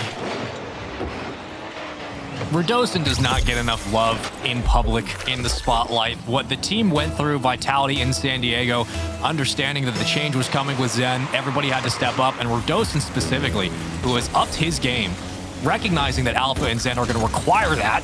Defensively, offensively, Radosin has hit a new level, and what he does for this team as a facilitator, as a midfielder, and allowing Alpha and Zen to be the primary options, I mean, it just, you cannot speak highly enough about it. Through the corner dangerously, Alpha is trying to get a soft touch to caress it down into the goal. But a 5-2 lead's pretty good, and Vitality look like they're on their way to a 2-0 series lead. Yeah, Vitality should not be dropping it from this position. If they do, it's either another level hit that BDS have not shown us to this point, or Vitality have put the controllers down a little bit preemptively. But that will not be the case. Zen wants to try and add to the highlight reel. And as the time continues to tick away, it does look like it will be Vitality on triple match point. Everything going their way. The entire split. And this is a team now that many people were saying, okay, fantastic, you know, I just want to see a little bit more of a sample size. Well, the sample size that we've got at the moment is nothing but dubs, and they might be about to add another one. So, Leaf, I'm just going to come straight over to you here. We know what we've got here in our matchup. Yeah. What's happening elsewhere? Well, some things, some Rocket League here and there, you know. Mostly across the board, we're getting some good close matches right now. We got tied Oxygen and Guild 1-1. They're also tied scoreline 1-1 with a minute left in their game 3. We got Team Liquid Moist. They're also tied 1-1 in their series. Moist is up in that third game, though. Carmine Court was taken to a 2.5-minute overtime with PSG, but they did eventually win that match. And now it's 8-4 for Carmine Court. So, yeah. They're not happy about that. Vatera was very upset with that. Yeah, they're like, we lost the game earlier, and that's the one we give up. And now we crush her. But remember like the games in the last decade where it was just like in the top left, Vatera will remember that. A little text, it's a slog for Vatera. But yeah, no, good match is a reminder that if you want to watch these matches, we're only showcasing, of course, Vitality versus BDS here. You can go search for the category Rocket League on whatever platform you're watching on, and then watch your team streams as all the other teams are streaming these matches. You can get in the chat, cheer them on firsthand. So very exciting. But yeah, back to Team Vitality and BDS Shogun. Yeah, for anyone that is wondering what's happening in that first lower bracket round, that gets held for the time being. We'll be jumping into that once we are done over here in the upper bracket. Which means, Spaceman, we get to bail before the really heartbreaking part of this tournament. That could be somebody else's problem. Yeah, we've already dealt with G1 and currently PSG Tundra. We don't have to be around for when everybody else has to worry about their world spot. Yeah, we're fine. G1's position is as rough as it comes right now, because we were mentioning earlier on about how it's kind of a race for that 6th spot between BDS, PSG Tundra, and G1. Now, 6th spot is fantastic. I think that will get you over to Worlds wild card. Yep. If you're 7th, you still have a chance. You know, Europe getting an extra spot is not out of the question. It's just not in your hands anymore. Right. 8th, no shot. Europe's chance of getting a 5th main event spot has already been and gone. That is eliminated. G1 are hurtling towards being that spot, which has no hope whatsoever. They need to pick it up in that lower bracket. And that's why this weekend, maybe more than any other weekend so far this year, has mattered so much for points, is because you want to control your destiny. If you're in 7th, you have a chance. But if you're in 8th, you don't. Oh, that's in. Oh, no, it's not. Okay, well, we're back out. Seiko made a save. All right, BDS's defense has stepped up. They recognize the pressure, the situation they're in, but the offense continues for Vitality, and Zen continues for Vitality. Alpha getting physical very quickly. It's been chaotic, but no goals scored as of yet. Now, Zen takes his time, goes low, maybe a second touch. That was a bit softer than he was after. Redosin has been steadfast right now. I do not think I've seen much of a mistouch from him in quite some time. And there it is. Zen actually got a little bit too close. Gave himself too much work to do. I didn't even know such thing existed. Is Monkey Moon now off the backboard? Who's there to follow? Rise wanted to. Seiko has already jumped, so he's out of the play, and he's going to take a while to get back as well. So where's the setup? Both teams. I'm not too sure I'll be overly happy with the last 30 seconds. Somebody will be back. Yep, okay. So Zen actually made a nice play through the corner on the goal line, played it into the front of the box, which led way to a clear where Redosin was waiting. Nice heads up there from Vitality. Pressure's upfield, Rise to the corner. Boost spawns up, so he'll get back into the counterattack quickly. But here's Alpha in a 1v1, leaves it wide, and Seiko plays it to the corner. Great job from Seiko, immediately recognizing that he was safe, and that was open. And even Seiko's kind of shocked by that. Vitality don't tend to let the rotations lapse like that. I've got away with it, though. Monkey Man on the wall, does not want to turn. He's got Zen around him to avoid the bump. Monkey Man, Rise. Seiko, reset to the corner. Can't get another one. Both teams just sort of taking it in turns right now, and is it going to be outplay or is it going to be misplay? That tends to be where these sort of games go.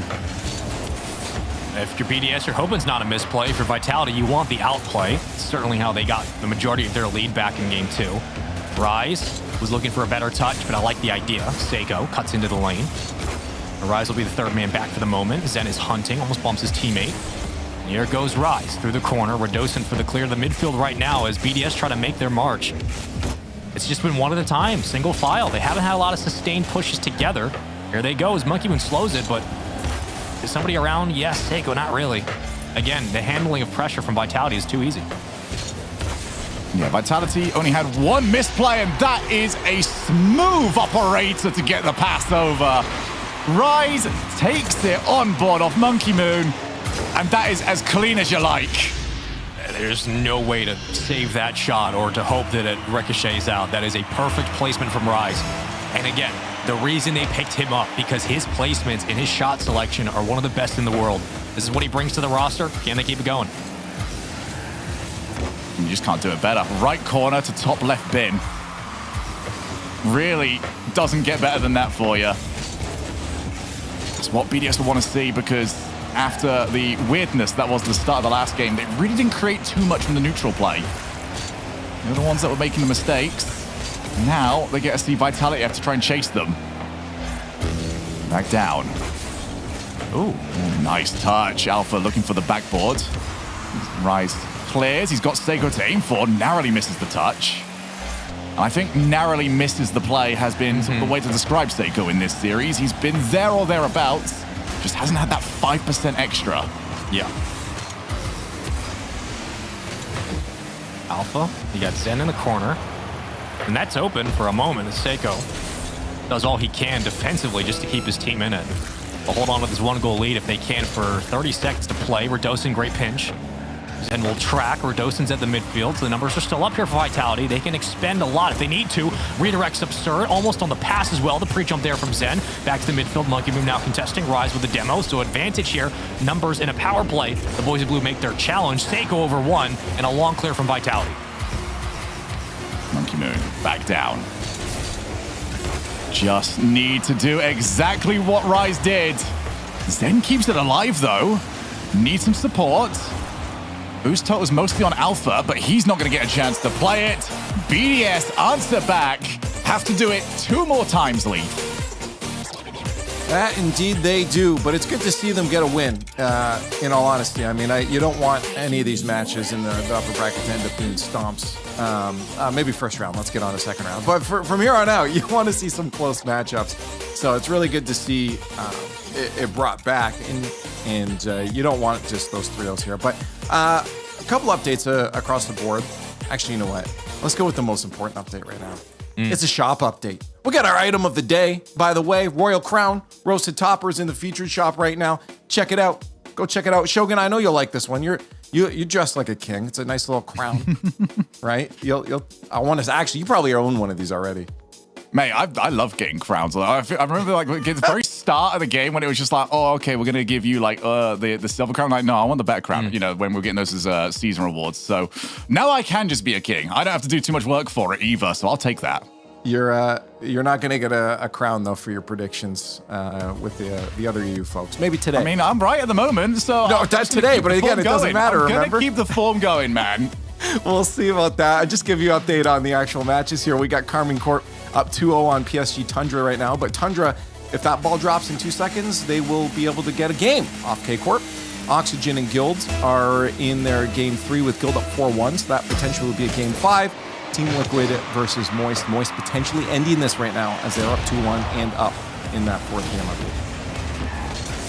Yep, and well, I've sort of just designated this segment as reasons why G1 are unhappy, as we just add one reason why BDS will be unhappy, but the loser of Team Liquid versus Moist could be waiting for G1 should they get past Monaco Esports.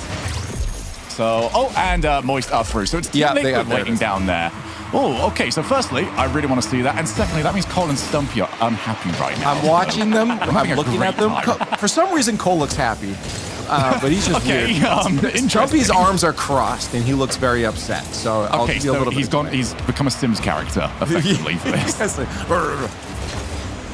It's probably making that noise. I mean, you get like the 2 most mechanical teams in the region playing each other. First of all, congrats to Moist, by the way, for really winning a really impressive series against Liquid. But your reward is Liquid go to the lower bracket, and they're just going to decimate everybody. So it's gonna be fun. I mean, I'm going to enjoy this. Liquid, Stumpy, and Cole have a very long day ahead of them. Yeah, they gotta wait for that other round that we do have coming up for you after this series is done. stays as it is. This series will be done in about 4 minutes' time. BDS, they don't like that idea. They like Champions Field. I'm sure they do. We all love Champions Field. Seiko, all long clear. Zen's going to have to backtrack a little bit. Does seem like they've really tried to hammer home that as the play on those long clears. Oh, and it actually has worked. Redosin wins the race.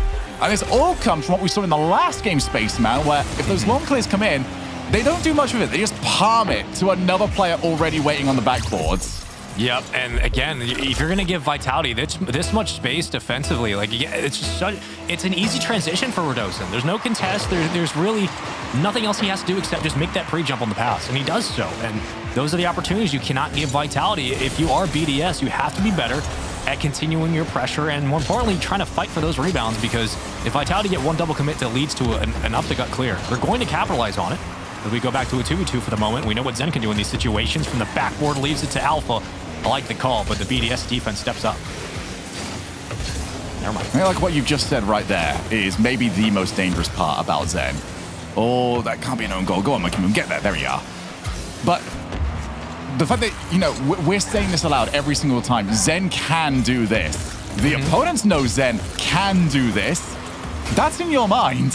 So when Zen doesn't even try to do this, yeah, what's happened to your positioning? You're gone, because, well, Zen could have done that. That's the a dangerous horrible part of conundrum to put yourself in. I mean, it's the dangerous part of playing into the... If you want to play the demo game, we can play it, but you're going to have to deal with Zen or Redosin or Zen and Alpha, whatever amalgamation you want.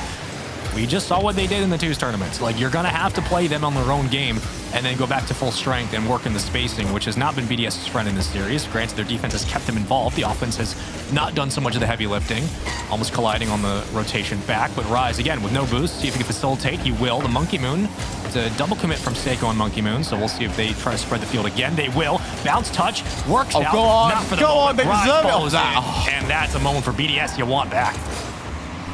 That was amazing build-up play, and it's gone downhill. Monkey Moon has to scramble, but just the soft touch infield to Rise. They got that in a previous game. Monkey Moon well positioned to react very quickly there.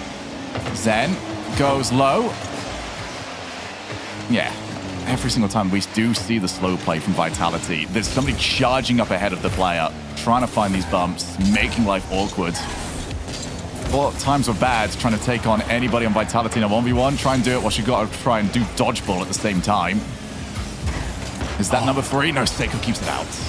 Great play by Seiko. His adjustments on defense, and he heard it a little bit in the player interview on the content piece early before the series kicked off. Rise talked about BDS's defense. It needs to be better, specifically when it comes to the midfield. They've done just that, and Seiko, nice job parking the bus and not biting into the bait that Zen and Alpha were throwing at him. They're reading these touches and these opportunities from Vitality much more cleanly than they were in Game 1, but you can't really protect against that. It's just demos left and right, low on boost. The defense from BDS has to hold strong here. Alpha just to himself. Every single one of these plays, not necessarily the quickest, but you're happy with that for Vitality. Kills time off the clock. Seiko looks for the hit, and that was well coordinated, but Alpha was already recovering. They found the shot, they found the bump, and unfortunately for them, they still couldn't find a goal. And there's a double commit as well. Zen just pops it in. The cherry on top for a job well done for Vitality. Still a bit of time, but if you're BDS, it has not worked in your favor. And all of these chip shots, all of these small pushes for the offensive Vitality, all of the rebounds, all of the 50s, all of the congestion in transition kills time off the clock for BDS to find something back on the other side. And this continues yet again, where Vitality just have numbers. They constantly have somebody on the ball. The pre-jumps, the reads, the lead. A 3-0, and with that, a potential 3-1 series win. I want to give a massive shout as well over to Redosin, because it feels like he keeps having those eureka moments in this series. Go on, get that one for yourself, Redosin. You deserve it. But there's been a few double commits that we've seen from BDS, and every single time that we've seen those double commits, they've been beat to the ball because Redosin just recognizes the play that little bit sooner than everybody else. He's been the one that's allowed Vitality to get the breakaways, especially when they're in a lead. And yeah, well deserved to get him on the scoreboard. It's just a bit of formalities here. Victory lap, GG's all around. Vitality handled their presence and handle it well here in the upper side of the bracket, and they will move on. So you're looking at teams like Carmine, Vitality need to have big weekends, looking to go back-to-back. BDS will have to start their run on the lower side of things as Zen closes this one out in very stylistic fashion. So, do you want to know the fun part about all of this? Yeah. BDS, I believe, are about to drop down into the Shark Tank when it comes to that lower bracket. I believe. Wait, have they avoided it? I'm not too sure. No, they haven't. No, they haven't. They're about to drop down with the G1 liquid side of things. And they've even got Devil Fruit or Sir waiting for them. So, yeah, that's lovely. I would not be happy with that at all. Nope. No shot. Leaf, I mean, you can only hope for BDS to make the run, make it interesting this weekend, but this is a very important weekend for them. Granted, a tough matchup to start, but if any team could make a run that matters for points, specifically, you'd think it's BDS. Well, maybe they should have won this one if they didn't want to end up down there. Wow. Hey, maybe we're looking at this the wrong way. Maybe the other teams on that side are looking and saying, "Oh God, we have BDS on our side." You know, sure they are. Yeah, it's all about perspective. I mean, right? I would say the big winner here, if this does work out the way I think it does, despite being, well, the losers, literally as we go on to them right there, is PSG Tundra. Yes. Because now they get to watch, they can keep going further and further, and they've got a while before they run into one of these style of teams. You know, they could be taking on Guild, they could be taking on Oxygen, but they already know that their nearest rivals have to, at the very least, run into each other.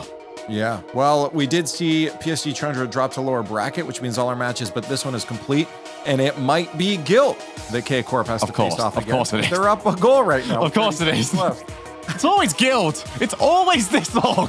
It's always been Guild.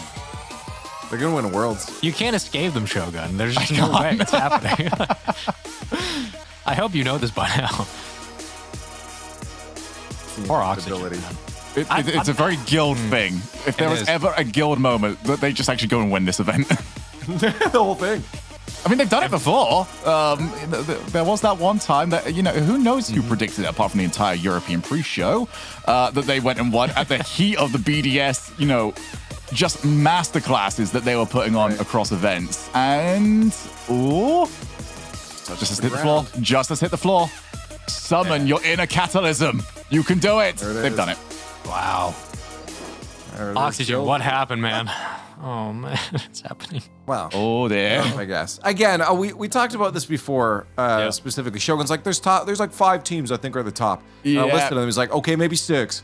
And it's like, there's a lot of good teams at the top here.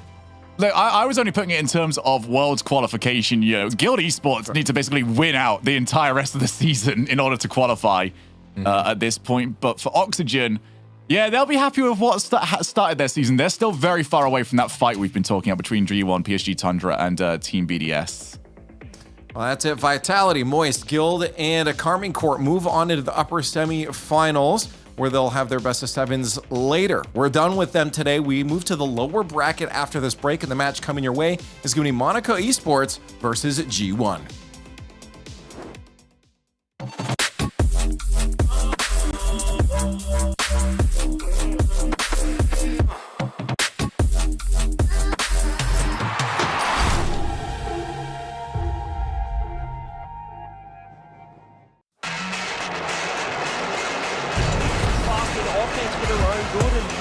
Leading to opportunities like this. Ahmad off the ceiling. Ahmad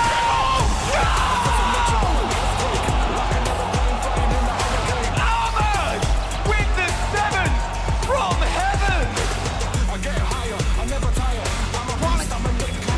Can they get control of this? Pop back from a towel as he takes control. Are you kidding me? This is really happening. It's really happening. It actually happened. Fortune favors Liquid. This one flipped out. First killer. Does he have a flip? He's trying to use it to pass out. It's unbelievable.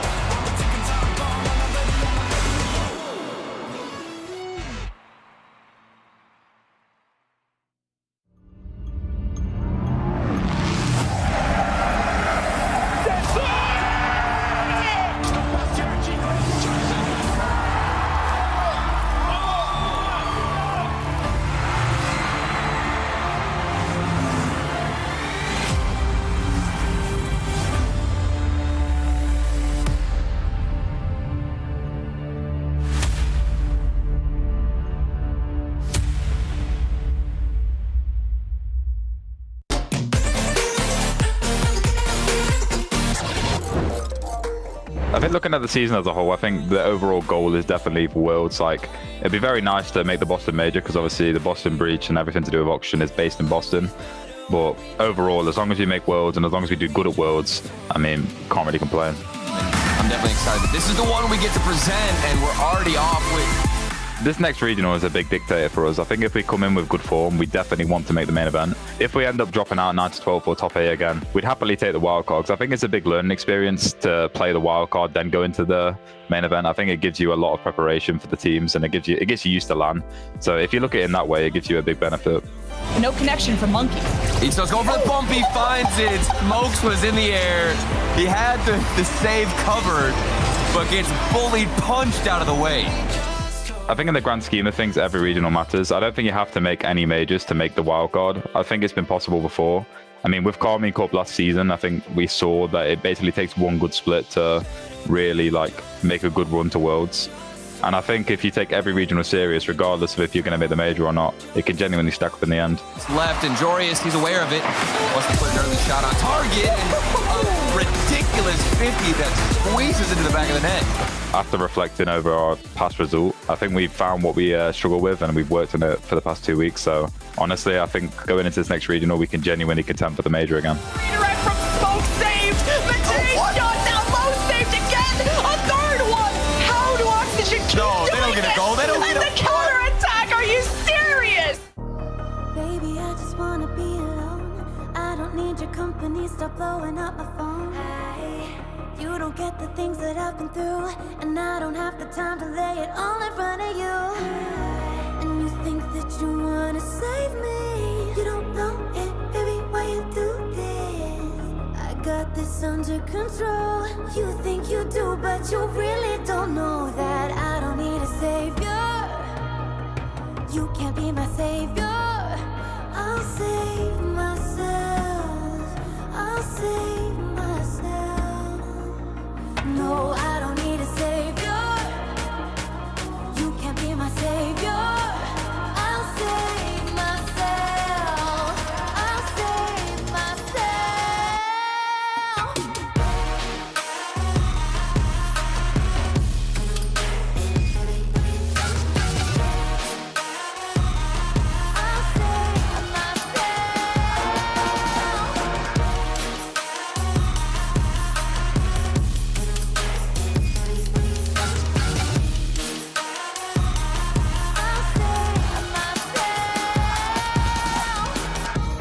Baby, I just wanna be alone. I don't need your company, stop blowing up my phone. You don't get the things that I've been through, and I don't have the time to lay it all in front of you. And you think that you wanna save me. You don't know it, baby, why you do this? I got this under control. You think you do, but you really don't know that I don't need a savior. You can't be my savior. I'll save myself. I'll save myself. No, I don't need a savior. You can't be my savior. I'll save myself. I'll save myself.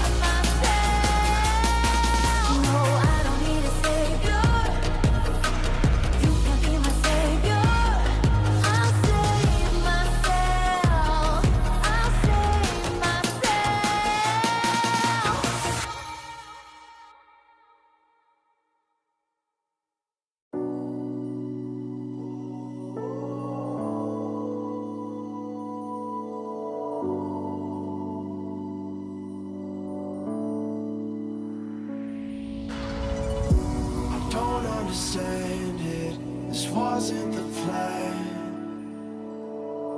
Don't wanna demand it, I've done what I can. And I never mentioned the times you were rude.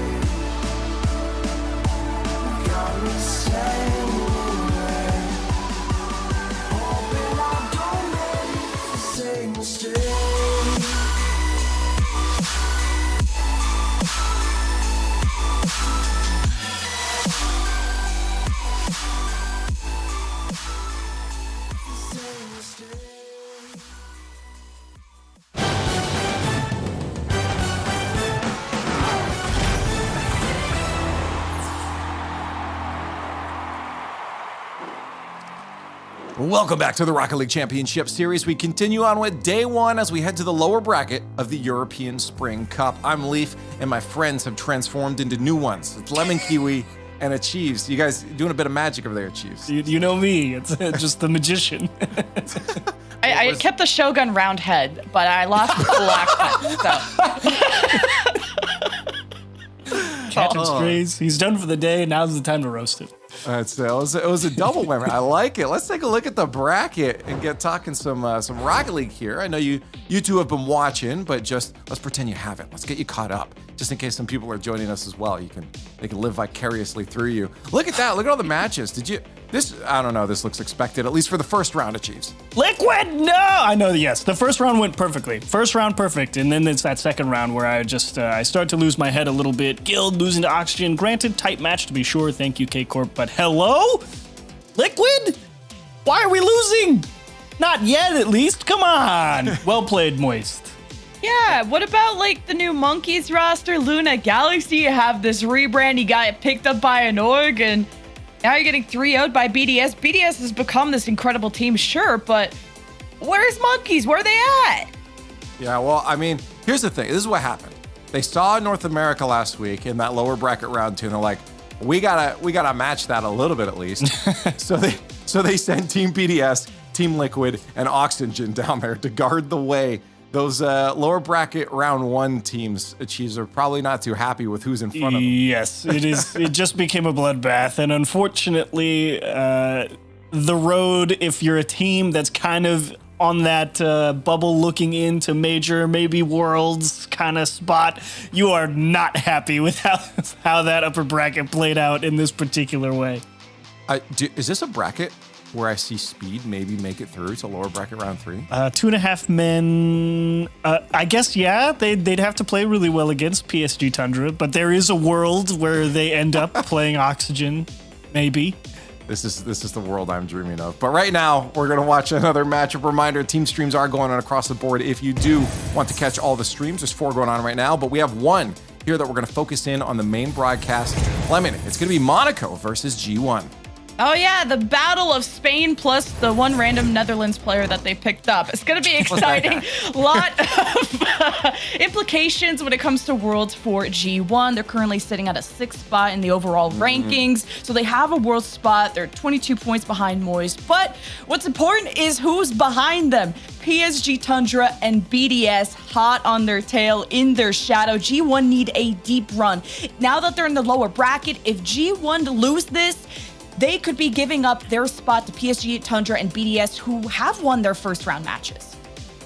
And that's what's wild about that too, Achieves, is that their BDS is on that side of the bracket, so they're gonna have to overcome that team as well. Predictions in the chat, by the way, and we'll tally this up. But yeah, Achieves, that's a side of the bracket they might not have wanted to see BDS land on. Yeah, kind of unlucky, but sometimes that's how the draw of the tournament goes. Seeding, that's why you always want the most favorable seed possible, because if you got a low one, you always end up with a difficult run like this. So gotta kind of bite the bullet and just go for it. Don't have any more time to worry about it. Just gotta go out there and play the games, which is, that's at least a good thing. But you do, I think, have to favor G1 here. They should be winning this, at least on paper.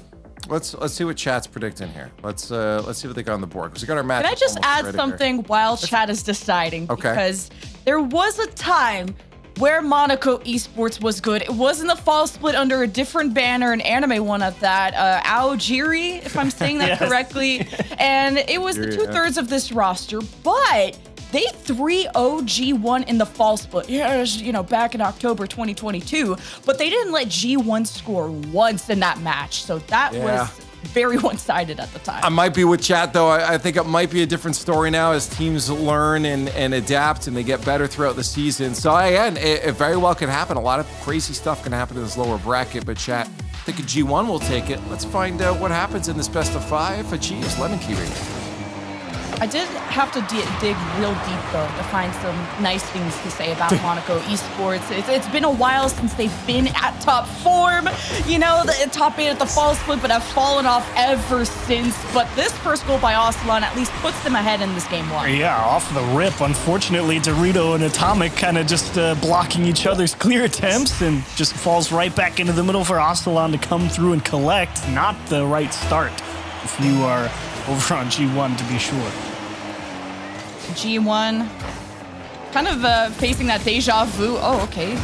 Is the off the backboard there, but G1 deja vu moment facing Guild Esports, just like in the Spring Open.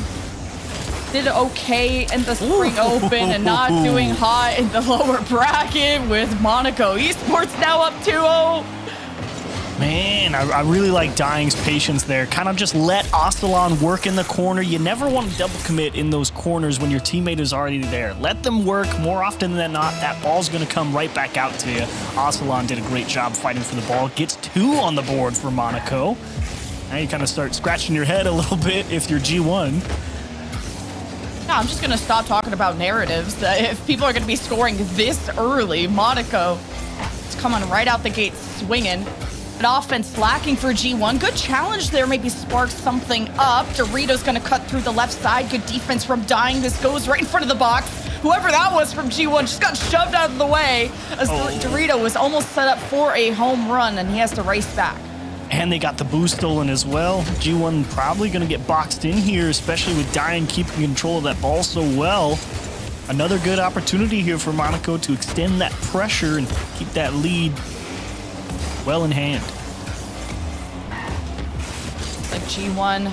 Oh, that challenge from Dying is good. It's up the wall. Only doesn't have enough boost. Again? Dorito pitches it off his teammate, and that's a free goal for Monaco. Repeat the first goal all over again. He's just trying to clear the ball, and there's Oli just blocks it, and it falls right back down into the middle. It's the same thing on the left side of the net. Oh my goodness gracious me. What is going on here for G1? Like I like you kept the safe take on the decibel. You said G1 should win it. Yeah. I gave myself at least an out. Yeah, G1 only registered 1 shot to the 6th. Monaco just kind of dominating on the offense. Oli's taking some corner boosts, so maybe if he can slow down Monaco, keep them trapped in. G1 have had these nice challenges to turn the ball around in terms of goal generation. No, nothing yet. And that's the 4th one sailing on by. So you can kind of see the idea here for G1. Oli wants to go all the way back across the pitch to Dorito there, who just stole that corner boost. But that ball does not have enough pace on it. Does not get anywhere close to his teammate before it gets picked off. Great vision from Monaco. And I don't hate the idea, try and crisscross the defense. Not again. What? With the bump. Oh my goodness. It's a madhouse here. Didn't have this on my bingo card today. Dying just getting there before Oli just seems a bit slow to the pitch. All of G1 seem a bit slow to the pitch. As I was saying, deja vu. Last time in the Open, they faced Guild Esports. Were able to win that in Game 5 and go to the second round. But here, they lose to Guild Esports, find themselves now down bad against Monaco. I honestly, I'll be honest, I did not think that was going to be anywhere close to relevant when you brought it up. But now I'm really glad that you did because, there we go. Okay, they can score. At least they're on the board. Game 1, I think, is an absolute wash. You've got just under 3 minutes to go, and you've just scored, but you've given up 5. And you gave up 4 before 2 minutes had even elapsed. I think you kind of have to write this one off if you're G1, and at this point, you're just hoping that you keep them at 5, and you see how many you can get back, and say, okay, let's actually start playing now. Just Monaco are finding punishes on the G1. They're getting kickoff goals, forcing G1 to just team pinch off the back wall, and communication is breaking down when you're running out of boost, and then you're not getting out of the way. You have that awkward pinch from G1 to the net, or in front of the net. Monaco have taken advantage of every single blunder in this Game 1. G1 did just come off of a loss, and so did Monaco technically, as Dorito gets one back. So now they're only down by 3, but is 2 minutes and 13 seconds enough to spark up something for G1? You know, 2 minutes, 3 goal. It actually did, with that goal from Dorito, by the way, massive dunk off the sidewall. Just put that down for a moment. With 2 minutes on the clock and down 3, still unlikely, but surprisingly, it feels a lot more doable.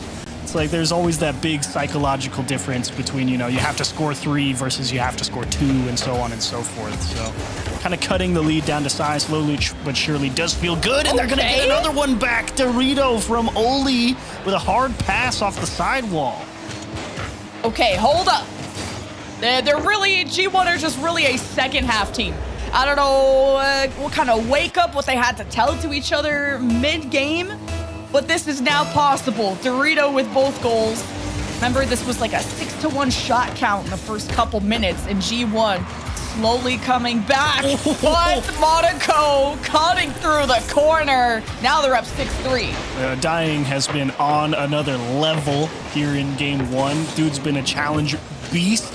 Scored a well-deserved hat trick here. He's been capitalizing on the obviously early game mistakes, and now he scores a beautiful shot out of the corner. Get that lead back well in hand for him. Massive, you know, shot from Dying to take the wind out of the sails from G1, and Aslan will make sure that that lead stays at 3. It's going all the way down. Dorito races back just barely. Oli misses the touch. What is going on with Oli today? I don't know, but Monaco are up 7-3. Yeah, Oli. Oh, what? You're absolutely right. I went to his camera just to make sure something crazy didn't happen, but no, that's just a complete misplay. Oli going to be kicking himself. Granted, again, you are already down by 3 with 1 minute and 30. It's not the end of the world, but that one feels bad. You don't want to miss an easy one if you're Oli. That's just tough. Yeah, and it was just, you know, we didn't blame him for that first kind of ran out of boost and then had that weird team pinch, but some mistakes coming out of G1, nothing that they can't improve and clean up on, but Monaco applying the pressure now on the back wall. Good pinch from Atomic, gives it right back to Monaco, dropping down. Aslan with the finish. So many goals, by the way, 8-3. I'll be honest, I wanted Dying to score this one. He's been working hard and gets it in a scoreable spot. That's all that really matters. Great positioning from Aslan to collect. But you're right, scoring bonanza from Monaco. That's what, 15 shots, and they've scored over half of them. This is not a game that you get to see very often at the RLCS level, where one team has a 50% shooting percentage. Just bonkers with this many goals. Yeah. G1 have been pretty good at taking corner boost, but doing what with it? Monaco has still been able to cross the field and obviously put on the goals. That one's for free. Where is the defense? The defense, they miss one challenge. Dorito thinks he's got some time to go grab corner boost, ends up turning forward, hoping to catch that pass from Atomic. Unfortunately, that ball kind of gets a piece taken out of it, and it falls a little bit short. Of course, G1 trying to get some type of counterattack and seeing if they can make this scoreline look a little bit more respectable, just ends up extending it. Yeah, I know October is very far long ago, but obviously G1 have made improvements since then. You went from the 0 to now the 3 goals, and now Dying's off the back wall, well protected there by Dorito. And G1 did start to pick things up in the second half, but Monaco did not let that shake them. They just kept scoring on them, almost hitting the double digits. Still probably possible. Good challenge, though, from G1. It's not on target. Dorito might go for one last one, but game 1 heavily going the way of Monaco Esports. Well-deserved game. You mentioned it, you know, to be fair, when the scoreline was somehow slightly closer at 4-0. You did mention it back then, and it was capitalizing on a couple of mistakes, and it's a mistake-riddled game for G1 on multiple fronts. Communication, like, look at this, like, Oli's just floating, and he can't block it. Another one goes in. That's the second goal that they allowed, blocking their own clear. They kind of start this comeback here, and then it was just, we can't get the ball to where it needs to go. Too easy to read for Monaco Esports, picking the ball off, scoring freebies. That was an absolute disaster of a game Yeah. if you're G1. That's please go GG, go next, and let's just forget about it. Yeah, just like I'm sure how both these teams are trying to forget what happened in the first round to find themselves in the lower bracket. Maybe G1 feeling the nerves of how much this run is important to them when it comes to the World's qualifications. But I'm feeling like Oprah out here where I'm like, you get a hat trick, you get a hat trick. Everyone from Monaco got a hat trick. Everyone is involved on this offense, and you're wishing G1 had more involved on the defense. But we go to game 2. Everyone wash our brains of what just happened. See if we'll have a closer game. Yeah, first thing to get ironed out if you're G1 here, communication. And at that point, then you can worry about where the ball needs to go, because you need to have a better spread of the field. You can't be getting in each other's way on defense specifically. That's what really dug you in the hole early in the last one. All right. Like Monaco able to avoid the challenge, send it all the way down. Good pinch from Oli. We're just playing boom ball. He's dying. Waits for the approach. Thizzy able to kind of bump some people to slow down their approach. Oli goes for a shot. It's read by the defense. He's bumped off the play. And here comes Monaco on the counterattack. If there's one player I'm looking at on Monaco, I want to see Dying keep having a great show, but no, did they run into each other? You thought this clear was going to come out? Let's take a second look, okay? Oh, did Oli clip Dorito right there as he tried to jump? Oh, no. G1 a little lost. It's okay. Right? Sometimes things just don't go your way. This is not the time to have that happen if you're G1. Yeah, because losing here in the lower bracket would be giving up their world spot, most likely to BDS or PSG Tundra in their shadow, as we said in the pre-deck. I'm sure they're feeling the nerves and hoping to just make quick improvements, but now overcompensating as you just have a 2-0 in the net, and Monaco are still running these. Okay, so it looks like Oli, he positions like far left, thinking a touch from Atomic is gonna come. And there has to be some weird communication hiccup, because normally if you're Atomic there diving at that ball in the corner, you'll say whether or not you've got the touch, right? And Oli just assumed it was coming, but looking at it, you knew Atomic was never going to get there if you were on his perspective, and that's just such a weird goal to allow, considering that your support player, Dorito, is pretty much right under Atomic, and he's trying to get it back going the other way, but Oli's a step behind it. Dish back into the middle, and once again, Monaco just breaking out. Tough shot for Oli to make on the rebound, but it was one that needed to happen. I think that was very possible, and this gets all the way downfield. Atomic might get there first. No, Dying jumps first. Oli with the follow-up. And G1 aren't getting these second touches that are going into great places to play off of, and Ocelon just gets that for free, I guess. Great passing play for one. Huge vision from Stizzy. Dump it into the open space. Ocelon slowing the play down, and look at Atomic. He's just trying to get the ball going back the other way as quickly as possible. He wants to apply that pressure, but he's the third man. That challenge has to be a little bit more conservative. You have to make sure you don't lose the ball first. And unfortunately, that concedes goal number 3, and you're right back in the same situation as game 1, where you've given up a massive lead far too quickly. Yeah, we thought G1 were just a second half team. Just wait for these next 15 seconds to go by, and G1 might turn up. Atomic misses his chance, late to the challenge, late to the shot. But Monaco in their first match, that's a good bounce on the cross, but Atomic cleans it up. So G1, a little bit more on target, getting better on offense. But as I was saying, Monaco went to all 3 games that they went against Oxygen were in overtime. So I'm sure you come into this lower bracket with, we played well, we made it close, and we can make the run. Honestly, right now, they are looking like the better team. Yes, they just allowed a goal, but granted, I think everyone expected a little bit more execution from Oli on that air dribble flip reset. So now at this point, if you're Monaco, I was thinking G1 should be the ones playing better, but that may very well not be the case today.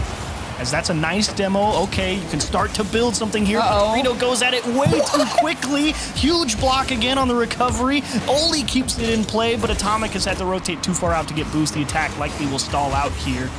There's two players stuck on the same side. Dorito somehow recovers the ball. Atomic just looking for a little bit of help. Flips it. There's the bump to allow the space, but Oli went to go steal the boost. So G1 finally going to have to relinquish something. Just hitting bottom right corner. 2-3. The tiniest of gap. There were so many awkward touches from Monaco, and G1 just needed a bit of time to capitalize on it. Great placement in the bottom right. You caught Monaco diving. And what did I say, man? G1's just a second half team.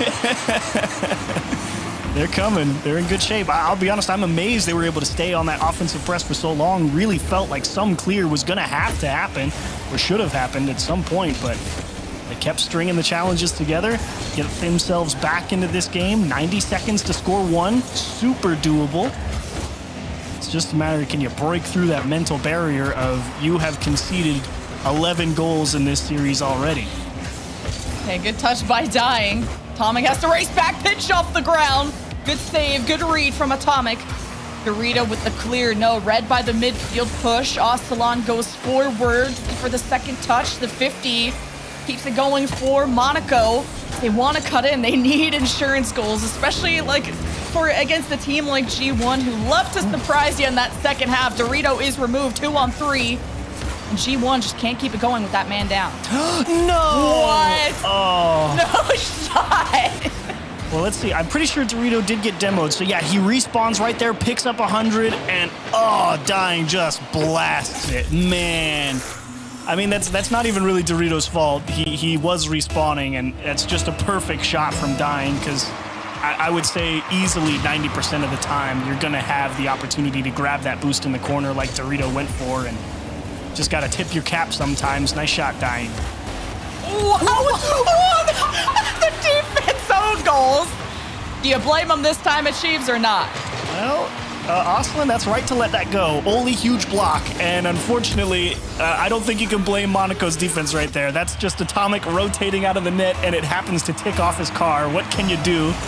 Get caught by surprise, as I'm sure Atomic did as well, but they will take it. They're back within one. 35 seconds. Oli with the carry. Almost was able to shove it in. Cross got in the way. Here comes the push for Monaco. Back wall. Dorito there in time. G1's defense starting to get a step ahead and not making as many mistakes. But man, Monaco's placement of shots, though, they've been really accurate. Doesn't even matter if there's a defender there. Dorito yet with another save. Ocelon with the rebound. Atomic there. Crisscross almost sauce, but in the back of the net. Monaco up by 2. You gotta save this ball if you're on defense. I mean, Atomic's in the net. Oh, and he jumps. That's why. Okay, he was expecting Dying to place that top right. I thought he was still driving on the ground, and they just didn't hit that ball. But never mind. Dying pulls them all out of position. Scares them all half to death with where it could go. Keeps the lead to 2, and this one burns if you're G1. Down 2-0 in a series where you probably should be winning. Game 1, the defense lets you down big time. You get absolutely massacred. Game 2, the offense is kind of what lets you down. Sure, you started to piece it together and get some goals, but you threw away some easy goals Monaco's way where you allowed some really strong counterattacks just because you were trying to be too aggressive and giving up way too much position for not enough. Leaf, I mean, this game has us on the edge of our seats. How are you doing? Oh, I'm doing right. Well, I was when I was sitting, but I'm standing up now, so I'm not quite on the edge of it. But I'm still excited, regardless.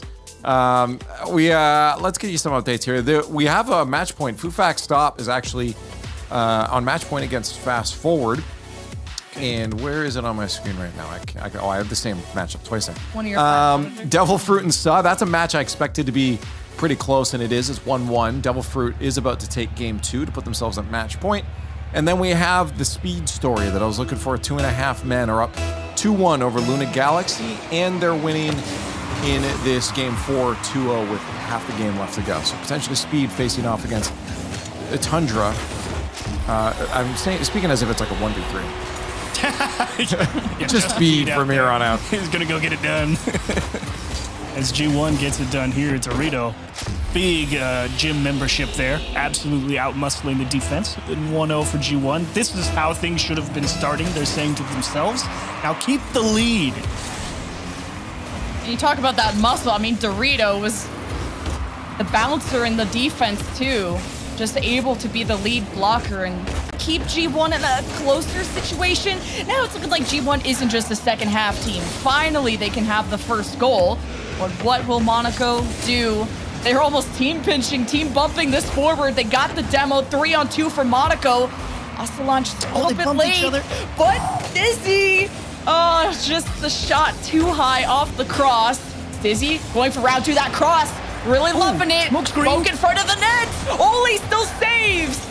Wow, huge deliverance from Oli there. What a stop through the smoke screen. Have no idea when the shot is going to be coming through and just keeps his composure. Stands his ground right in the near post and makes a great stop to keep this lead at 1. Nice delaying touch from Dying there to try and reset Monaco on defense. G1 pressuring the right side. Dorito pops it up, not expecting it, but fine time for G1 to get into position. Oli up to the sky, 30 boost and a dream. Gives it right to Monaco's defense. Clear it all the way down. A little delayed touch there from Dorito. I'm not sure if it was the best opportunity, but it actually does work out. They get that ball out into space, and now G1 starting to understand where the gaps in the field are, how to move that ball there. You see this back pass from Dorito just to buy a little bit of time. They know this one's coming back. Now they're settled in. It's taken a bit longer than they would have liked, but you got to start somewhere if you want to make the reverse sweep happen. Yeah, Monaco pushing forward, Dying going for bumps. But the rest of the team of Monaco were going for boosts. So the ball in the hands of G1. Weird bounce for Dorito to take a shot off of midfield. Back and forth. Only the only one in the sky. Reset available. Dorito goes for corner boost. Off the cross. Good pinch from Stizzy. But a soft rebound. G1 not applying that pressure. Great save from Stizzy is right. Not an easy play to have to make. Making sure you don't own goal. Oli gets trapped on the backboard, and Dorito's going to bail him out. Stizzy not done yet. Fakes it out for Dying. Stalemate into the middle of the box, but punch downfield. Atomic, can you find Oli? It gets a little too hot to handle, and Dorito will just chop this one back. Stizzy just going to delay the play here and throw it into the corner for safety. Well, in this first half, Monaco have been stopped every single time. They've had this kind of threatening-looking offense. Now just kind of back pass here, Dying to Aslan. But G1 every step of the way have been challenging. Dying to the back wall. Aslan can't get the touch. Good kind of redirect away from that situation from Oli. Tucks it into the corner, looking for a clear, but Monaco have them downloaded on that left side. Dizzy can't receive that pass, and that's a G1 clear. What a touch from Oli, and great job. I mean, Oli has to follow this play all the way around. He knows that this is an awkward play for Aslan to make, which, by the way, excellent job from Aslan to even find a way to get that ball out towards the corner. It's just great patience from Oli, letting Aslan try and make the play on the ball. He knows it's difficult, so just see where he's going to try and put it. And Oli, patience pays, gets the second goal. And this is where we this is the level we expected G1 to play at. Oh, this is a narrow save, almost a redirect opportunity too for Monaco. And that's just an open net, 3-0 for G1. We expected G1 to come out the gates with this level of play, and for them to drop the first 2 games like that bad, makes you question the consistency of G1. At least there's improvements. Yes, they've figured it out at least to some degree. They got on the board first, then they started moving the ball in a little bit more of an effective way, and now you kind of start to see, okay, Monaco, can you adapt now that we're not just sitting here giving you free goals and honestly making quite questionable decisions? Yes, they can. Dizzy's been trying all game to find the backboard. Finally on shot number 4, it finds the top right corner, I think off a pool shot, if memory serves. And yeah, with all 3 there, 1v3. That is incredible from Stizzy. Monaco down but not out yet with less than 90 seconds to go. It's a G1 kickoff where Aslan tries to rob them of the ball. Dying needs to follow up with this. Protect that back wall well. Atomic and Dorito put it right back into the corner. Atomic! Ooh. Oh, from the right side, just barely saved by Monaco. Dorito off the back, and this could roll all the way back. Stizzy! No, Atomic saves. Nice job, Atomic. He's kind of been this rogue agent, I would say, for G1. He's been so aggressive moving around the pitch at such a high speed, where if he's getting good touches on the ball, good things are happening, but he may just pull himself out of position. Dorito denied another goal. A nice clear from Stizzy, and there's a nice long clear from Dying as well to finally push G1 back into their own half. Maybe they'll stay there, and Dorito, excellent clear off his own back wall. Stizzy's doing really well on this defense. 30 seconds for Monaco to either get 2 or for G1 to try and climb back in this series. They want to keep that world spot. Monaco can be that gatekeeper. As Stizzy was kind of a soft clear and too far away from the ball. This is turned around there by Atomic. Has Oli in the box with an awkward bounce. Read better by the defense of Monaco, who just can't seem to get the same offense going that they did in game 1 with the 9 goals. They'll only have the 6 shots, but a big turnaround from G1 to see those signs of life. Great job. Got out in front early, kept the lead. That was the biggest thing, but do be careful. I think there were a couple opportunities here that easily could have gone the other way. Stizzy, I think there were a couple shots that you can't really blame Stizzy for missing. He was just in a tight situation and it was a half chance at best, but there were other times where, like, okay, again, it's difficult, but you can probably score that one at a higher percentage, and unfortunately, just throwing it off the bar a little bit too much here for Monaco lead. Hey, we got a series lead. What's up? Yeah, what's up? What's happening? G1, G1 looking like they kind of woke up. Something weird was happening at the beginning of that series, I believe. I mean, especially when you're letting in 9 goals, right? Like something ain't right. Something's not cooking. Something ain't right with the team at that point, that's for sure. I do gotta let you know, 2.5 men, Speed and the rest of his teammates made it through Rizex and Toxic as well. So they get their 3-1 against Luna Galaxy. So New Org or not, they are not going to carry on any further in the bracket. They'll be facing off against PSG Tundra in the next round, which we will be watching before we end our day today. Not that matchup, maybe specifically, but that whole round. And then we do have a match point still for Fufax Stop and Devil Fruit on match point for against. Actually, let me see. That might have updated now. Sorry, Fufax Stop is completed their match. They win against Fast Forward to face off against Oxygen Esports in that next round, and Game 5 for Devil Fruit and Stop. No sweeps in the lower bracket. No sweeps. Yeah.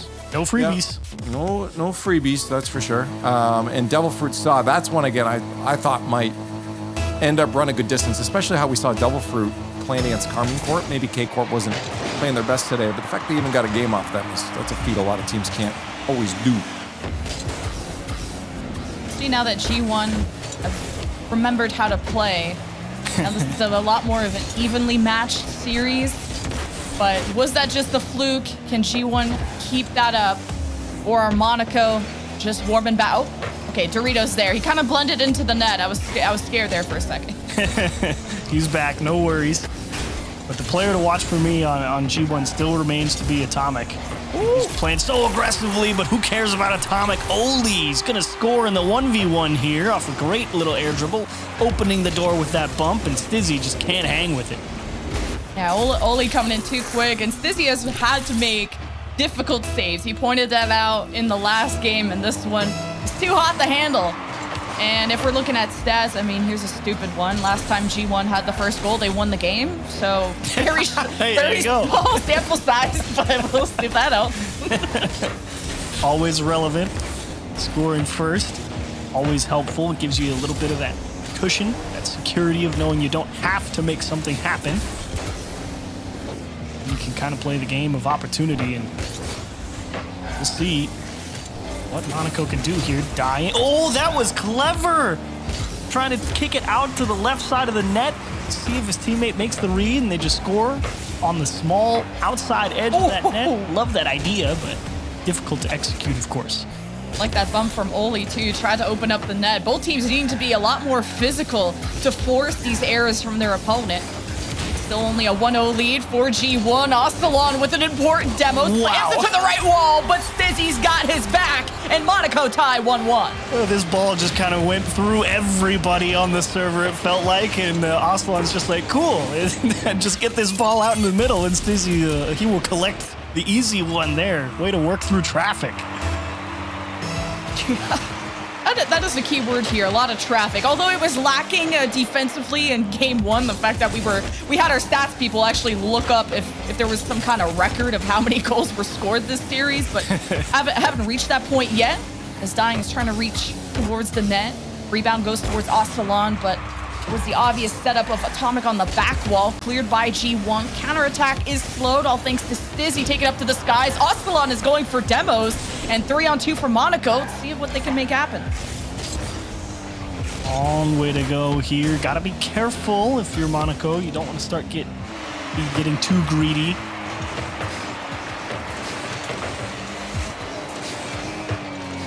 Now Oli and Atomic making the space. Oli sees Stizzy trying to bump him off that back wall. The pressure applied there from G1. Looks like they have just left the area. A little bit of space for Monaco to work with, and as soon as G1 had boost, they came back, started demoing. Atomic is in the box. Oli just pinches out to Dorito, takes the shot, and no one's home. 2-1 G1. Really tight support here from Dorito, and it's actually what lets him beat Dying, because Dying is watching that play develop over his shoulder with ball cam on, so he kind of loses track of what the middle of the pitch looks like, and when that ball goes off the backboard, he just doesn't know Dorito's got him beat.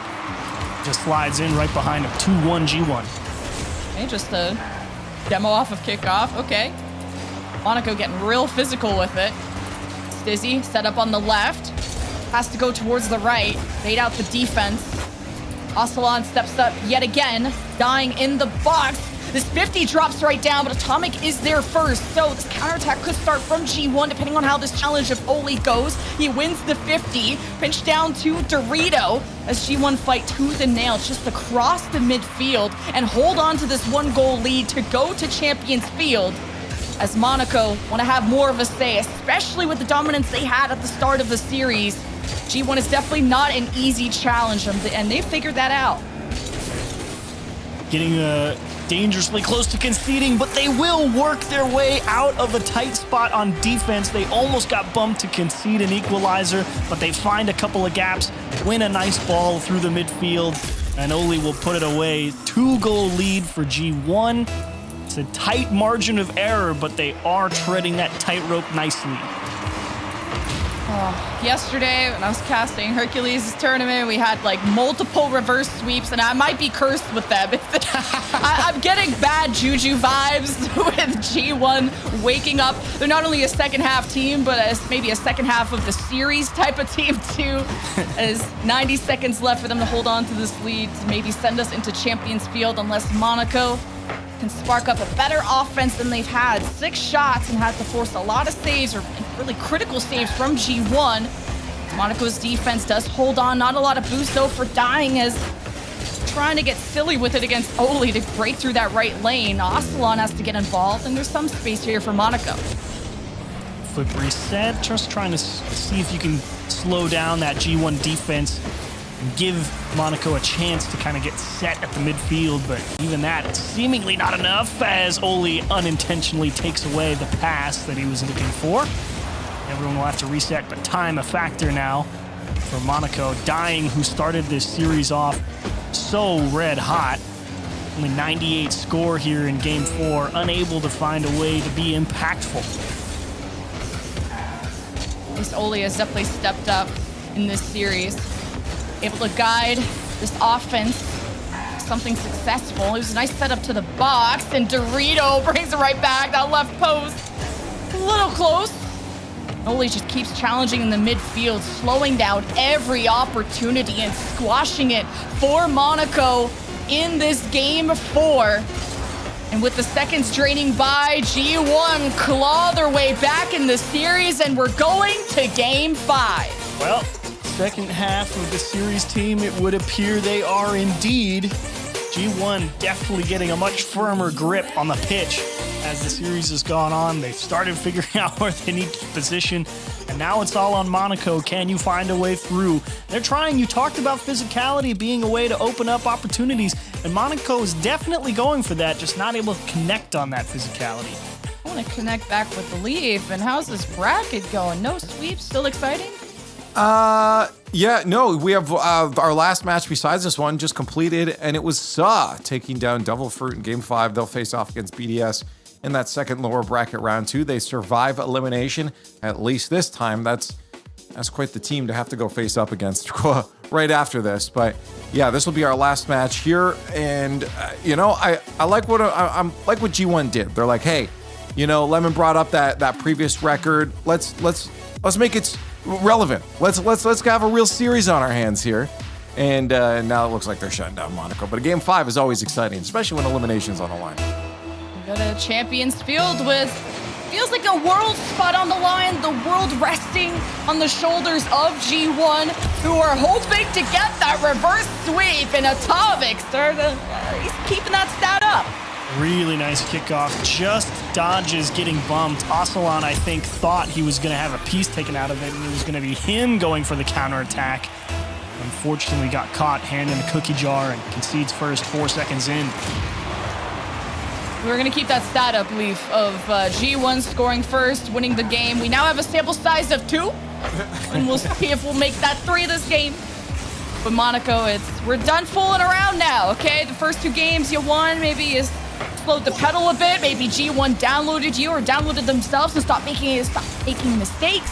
Not sure which one it is. Maybe a bit of column A or column B. Dying, looking for the second touch. It goes to Ocelon. Lobs a shot in. Oli saves. Still looking for the clear, though. Stizzy able to take this away from Oli. Dorito with another bounce back. But it's still possession for Monaco. Can keep this going. Oh, tough one. Stizzy. Oh, they got the physicality, but Ocelon didn't believe it. Now they have to try and put the offense back together. Unfortunately, they just weren't willing to try and press what felt like a slim advantage. Now they have to fight for the ball again. Oh, jeez. G1 on another offense. Atomic, patient in front of Stizzy, falls back. But I feel like G1 are just going for this heavy challenge game in the midfield and making Monaco's transition to the orange side feeling like it's just impossible. Now, they're doing so. Of course, at Caster Curse there. Caster blessed Monaco, I should say. But not able to have a threatening offense there. They made it to the orange half, but then what, Oh, here's a lot of space for dying, but Oli, he's been so patient. And I actually think you're dead on right. They are focused on that challenge game, but the big aspect of that challenge game that they're focusing on is the timing of it. They're willing to give just a little bit of space to make sure that they make solid contact with the ball. Of course, as I say that now, Oli just completely whiffs his challenge, and now they have to play on their own goal line. I've cursed it. Atomic is also dodging challenges left and right into the box. That was a dangerous place for the ball to be centered out in front of the net. Only a 1-0 game. A lot has changed since that game 1. It feels like forever ago when we had a 12-goal total game, and definitely more of a stalemate. Atomic with important demo, pinches it off to Dorito. Still a cleanup possible, and it pinches in 2-0 for G1. You want to know the difference between Monaco and G1? This right here. In a similar situation earlier in the game, Monaco did not try and press the slim advantage. G1 says, yeah, send the house. Just keep pressing this advantage, even though we're just stuck here right on this near post. Throw it up off the backboard. Let's have the third man come through and drop the hammer on him. And they get a huge second goal. No saves registered out of Monaco, and very similar shots out of both sides. It's not like the offense is there. Just the defense is. And that's going to drop in front of the net as Stizzy misses that. Ocelon has to really buy some time because G1 almost spotted that moment to strike. Down the field, Dying goes, but a bit slow to the ball and maybe concedes possession there for G1, or at least Monaco giving it to G1. But again, where is that threat from Monaco that we saw in G1? Ocelon just carving his way through the left side. Stizzy has to cut through the right. Good center out. Stizzy not getting the second touch, and the follow-up from Monaco is not there, really. Oh, double commit, though. That's going to ruin their positioning. And as you can see, Stizzy immediately ran all the way back because he didn't know exactly where that ball was going to go, and they get scored on for it. Oh, man. You hate to see it. They were starting to at least build the pressure, but then one double commit, and you have to give up all that space to compensate back the other way, and you just get scored on because you can't figure out where the play is headed. That's tough. Monaco can't keep up the speed defensively against G1's counterattack. And Ocelon Just this low shot, easily saved. Monaco have registered 7 shots, so it's, like I said, it's not like they can't do anything. Well, they can't produce goals. They can produce shots. That doesn't win you a game. Yeah. They're doing their best. Never a fun position to be in, and out of time to do it. With the ball, and he still got it. Man, talk about smashing the last man out of the way and thinking you have a free goal, and they still make the play. Ugh. Maybe we could rename G1 into G3 because they've scored 3 goals every game. Speaking of just stupid fun stats to be thrown out here, including the potential of a reverse sweep if G1 keep this midfield challenge game up. It's been just grinding nails against a chalkboard just to get Monaco across the field. Now they save this one, but 35 seconds left, and you're just playing defense. That's not going to be enough, but G1 woke up and smelt the coffee, clearly, as the desk did this morning. But G1 just have to not choke. I think in that regard, they will likely be just fine. They've seemed to figure out how to open their eyes when they play defense, and everything improved after that point. So well played, G1. You were the better team on paper, and if we just look at the back 3 games of this series, you'd be like, yeah, okay, that's fair. That's about how we thought it would go. But you take the series as a whole, and it's like, boy, you guys had some work to do, and they figured it out. Unfortunately for Monaco, the end of the road here in the European Spring Cup. But you gave yourselves an honest go at it, and you just couldn't find a way to put G1 down. We'll follow G1's journey through the lower bracket against Team Liquid up next. Just a tough team who lost to Moist Esports 3-1 in that quarterfinals. And we said those world's implications, G1 still alive in that sense, as we check in if Leaf is still alive. How you doing? Wow. You're doing good, buddy? You good? I mean, yeah, I think I'm doing all right. I'm not on that Monaco roster. I'm not dying. I'm okay. We have all our matches. All our matches completed. Now with Monaco G1 moving through. Of course, you saw facing off against Team Liquid, as you mentioned, will be the next matchup here. Soft staying alive, Fufak stop staying alive, and of course 2.5 men moving on. So why don't we get to our last match? We got one more to go before day 1 is done, and I know you guys like Rocket League, so let's get to the break so we can get back here with Team Liquid and G1 after.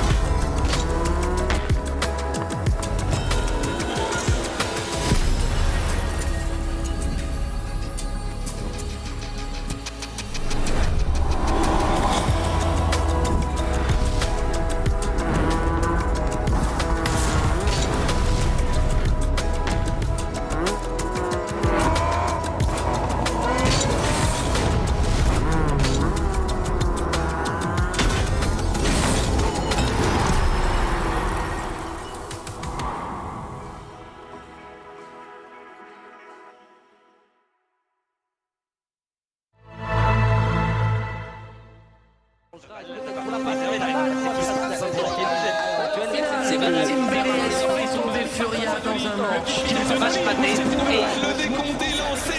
Ah bah Jack dans les airs. Le RD doit pas rentrer Jack. Le maximum sur Yves et ça va donner l'ouverture du score. Ah, derrière. Sourions n'est pas là, là-bas touche le sol. L'XMG sont champions majors de Rotterdam. Donc un petit peu de puissance, c'est parfait pour Extra qui va venir mettre le putain d'or en faveur d'Exalti. Attention à mon qui moon, la passe axiale et l'ouverture du score.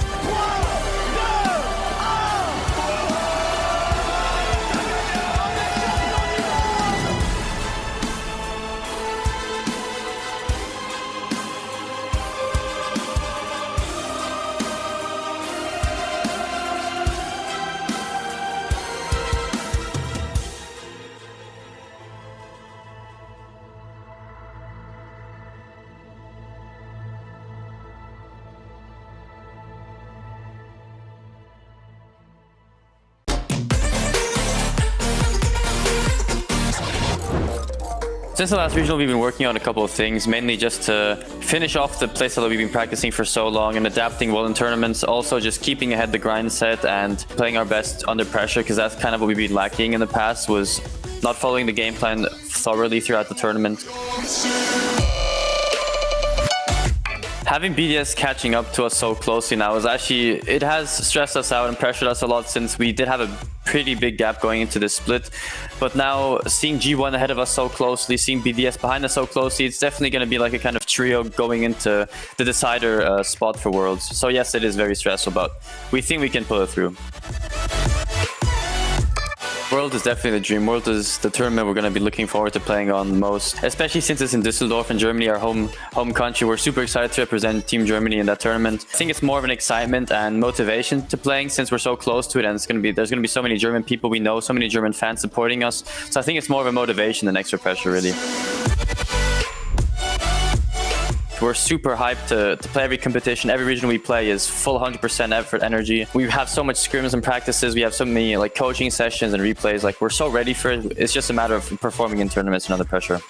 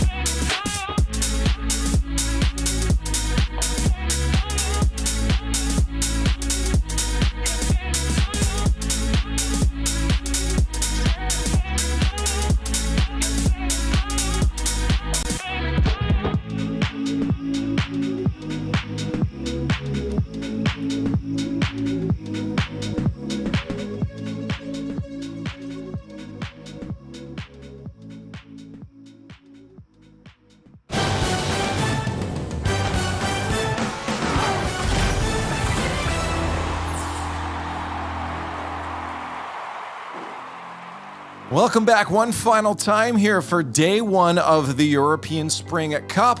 I'm Leaf, Lemon Kiwi, and Achieves. As we continue on into our lower bracket round two, we will send some teams home, but let's look at the positive. We're going to send some teams onward. And in my opinion, Lemon, it seems like they looked at, I mentioned this before, they looked at North America and they're like, hey, we want to make sure our lower bracket round two is stacked as well. And they did exactly that. It's a little wild in EU. No sweeps. It's very tight competition with Worlds implications on the line. We've already talked about G1's run, and this is a big round in the lower bracket too, with PSG Tundra, BDS, and G1 hoping to get past each other. It's a rat race down here to see who can really steal G1's world spot. That's true. Well, let's start talking about this, because this matchup's going to be. We just saw G1 hit the field, and now they're going to go up against Team Liquid and Achieves. Team Liquid, a team that we just saw go the distance last regional, that again, I consider, I was talking about it, they're top three in my opinion. The fact they're already in this position against a G1 that's just had a bit of a warm-up, you know, that's not the position you want to be in this early on in a tournament. Yep, rough upper bracket quarterfinals against Moist. Cannon Cash claims another one. Joyo and Juicy got the job done alongside him. So what are you going to do if you're Liquid? Well, likely they're probably going to run the lower bracket if I had to guess. But you're right, you don't want to sleep on G1 here. They're always kind of that team. This is the banana peel match, as we like to say, right? And I think if G1 wants to be successful here, Atomic really going to have to refine his timing as he goes for that challenges. Started getting dialed in there against Monaco, but Liquid's a whole different beast. And you can't sleep on G1 because they'll just sleep in the first half of the series and then come back after. Yeah, it's not. Be careful. Chat predictions in the chat with the hashtags. You got on there, hashtag TLG1. Just quickly, what are you guys thinking? It's Team Liquid. I know Achieves just said Liquid. Yeah. I think I'm with Liquid. Lemon? Yeah, let's go with what makes sense. Good choice. Yes. The right call, yeah. And we've just cursed them. That's well, we don't. Hang on. I understand that this is Liquid's phase week, but slow down. Maybe, clearly Moist was playing well. Yeah. I'll call it the phase this week. But to be fair, clearly Moist was playing well. They shut them out in the last two games. So who knows? Maybe Liquid wasn't playing poorly. Maybe Moist was just playing really well. Who's to say without going back and looking at the tape? So if you're G1, maybe there's something there to capitalize on, but I wouldn't count on it. Chat, let's get you involved here. What do you guys think right now? I see a lot of TLs. Yeah. That's the highest one we have today, 85%. That's yeah. If it wasn't 85%, I would have been like, why? Well, I'm curious now. I mean, obviously not the best start from them up above. What's their game plan coming into this? Because G1 again coming in a bit warmed up. What's Liquid looking to do to make sure that they're playing their game? Big thing for Liquid, their biggest asset, I will say, is how well they move the ball around the pitch. And that is something that they can definitely capitalize against G1, because there was a lot of space to work with if you watch that previous tape. And if Liquid sees all that space, they're just going to start carving up that defense with the passing game. So that's what I'm looking for. And that's why I think Atomic is going to have a really solid game here, because he was very fast.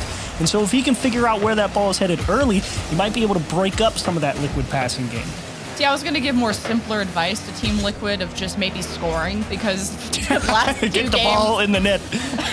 Try to score, because the last two games against Voice, they didn't score once, while as G1 kind of downloaded Rocket League in the second half and reverse swept Monaco Esports, which wasn't pretty, but they did shut them out at the end. And this offense is coming in hot for G1. Back-to-back saves. The cross had it coming. Only off the back wall, and no follow-up by G1. Ooh, nice little trap from Oli Oski, making sure to get that ball out into safety. Finally, some semblance of clears from Team Liquid, but right now, they don't exactly look under a lot of pressure. They seem kind of content to let G1 kind of smash the ball around the net as long as it's not in. Yeah, okay. G1 just needs a second touch. Only whoops. Had the 54s popped up, and Atomic ran out of boost. Couldn't keep the play going. G1 just chased Team Liquid around, who are looking for their first offense, because just right off the kickoff, G1 were just swinging at them. And they're not done yet, and unfortunately, big win for a toe, but a chronic awkward clear and a lot of space there in the midfield. G1 trying to hold onto their grip, but clearly not getting as many boost steals out of the corner to keep that rotation tight in the midfield, finally having to give a little bit of space back the other way. Oh, Oski just didn't see the moment to get that shot in. And Team Liquid had to go for some bumps in the midfield just to have the red carpet towards the orange end, and that's their first offense in the first 90 seconds of the game. So Team Liquid really feeling kind of devastated after that loss, and you gotta hope they got more in them on this day, because it would be so uncharacteristic to see them down this early. Good save by Acronic. That's that good pressure from Atomic as well to keep that attack going for G1. And unfortunately, of course, there was just that last line of defense and Acronic to keep the ball out of the net. Oski just keeping this one in play, and Liquid again reset a little bit, poking and prodding. They're not pressing super hard just yet. They don't feel like they have a clean way through just yet. Not yet, at least. And this is a team that went to the grand final and are just a top 3 team in Europe, but being challenged by G1, at least in game 1 thus far. A toe almost setting up Acronic for success. Not able to connect in the box. G1 passing, short passes in between each other to move to the blue end. Oli trying to dangle here Acronic on the back wall. Atomic gets involved, has Dorito in the box, trying to deposit that one in the bank. Oski gets it away. The pressure is on, and G1 have left, actually. Yeah, Oski was definitely the shooter. That one had to be on target, and I think as soon as everyone saw that it was wide, they just kind of backed off, but it turned out to be the right play. They have regained possession of the ball, and again, G1 got decent enough pressure. It's just, can we actually break the net? Because trying to get physical now, you can see Oli there just trying to find a demo on the backboard somewhere, and there's Atomic with that speed trying to build more pressure, but it's very comfortable on defense for Liquid at the moment. Despite an 8-shot-to-3 game in favor of G1, we're still scoreless with less than 90 seconds to go. And that was off of Atomic hitting the cross on the kickoff, but Oli doesn't miss these. And a good attempt at Acronic to dive for that, but G1 have a lead. And now you can no longer kumbaya in the net, as we like to say. You have to go out there and make something happen. Oli finally delivers a strike right into the middle with force and verve. We'll get one on the board for G1 with extreme amounts of effort, but that's what matters. It's in the back, you're in the lead. Can you hold on to it? Vibes are good for G1. Atomic likes to take to the skies and really kick off things offensively for G1. Team Liquid have become better at, obviously have been good enough to stop every single attempt and make this such a close game. But Team Liquid gotta have a threatening offense of their own. They just dump this into the corner, and Oli is there first, guiding it up around the corner. Acronic has a toe in the box, needing to connect, and Oli gets a touch on it, and they can't do it. But they're not done yet. They got all the boost steals. Oski looking for the dump into the middle. Acronic fakes out a defender, and Oli does not get demoed, which means Liquid has to look for a second try down across into the middle of the box. Oli tracking it well. There's the physicality from Liquid, but the follow-up not there. They have to give up all that pressure, and now you wonder if the time matters. Only 25 to work with. It's a good effort from Team Liquid. But is it good if there's no goal conversion? Well, Dorito protects that back wall well. Team Liquid going in for round 2, but Acronic gets demoed by Dorito. You can buy time if your Team Liquid is up the back wall. Team Liquid just need one to send us into OT. And it's the team pinch that goes downfield into the orange end. Someone has to get this away from Dorito. And G1 just have to buy time and land this on the ground for the game 1 win. Zoli wants more than that. Okay, I thought he was going for more, but G1 take game 1. Hey, well-deserved G1. Liquid, it came out, I think, honestly, a little too passive, not willing to exert as much pressure as they probably should be, and G1 showed, yeah, we came here to play, and we're going to make you work for it, and work they did. That's 6 saves in the net with a lot of shots. That's, what is that, 5, 9, 11 for G1, so only 1 unaccounted for and 1 in the back of the net. So G1 overall, well-deserved game. You held the pressure. You had that ability to go in there and break up some of those Team Liquid clears, and a well-deserved win. Yeah, Team Liquid woke up in that second half, looked a lot better, made those improvements, brought energy, really. I think just looking a bit slow off the pitch. Maybe that was just because G1 won the kickoff and we're already putting on like 3 shots within the first like 30 seconds and kept Team Liquid trapped for a long time on that blue end. And then Team Liquid had some offenses that built up a lot of threat, but couldn't convert the one goal they needed to send us into OT. So G1 with game 1, but Team Liquid in their shadow.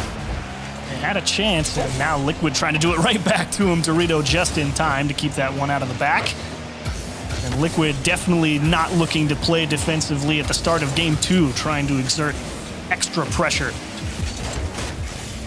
Yeah, Chronic up the wall, looking to his left, no teammates there.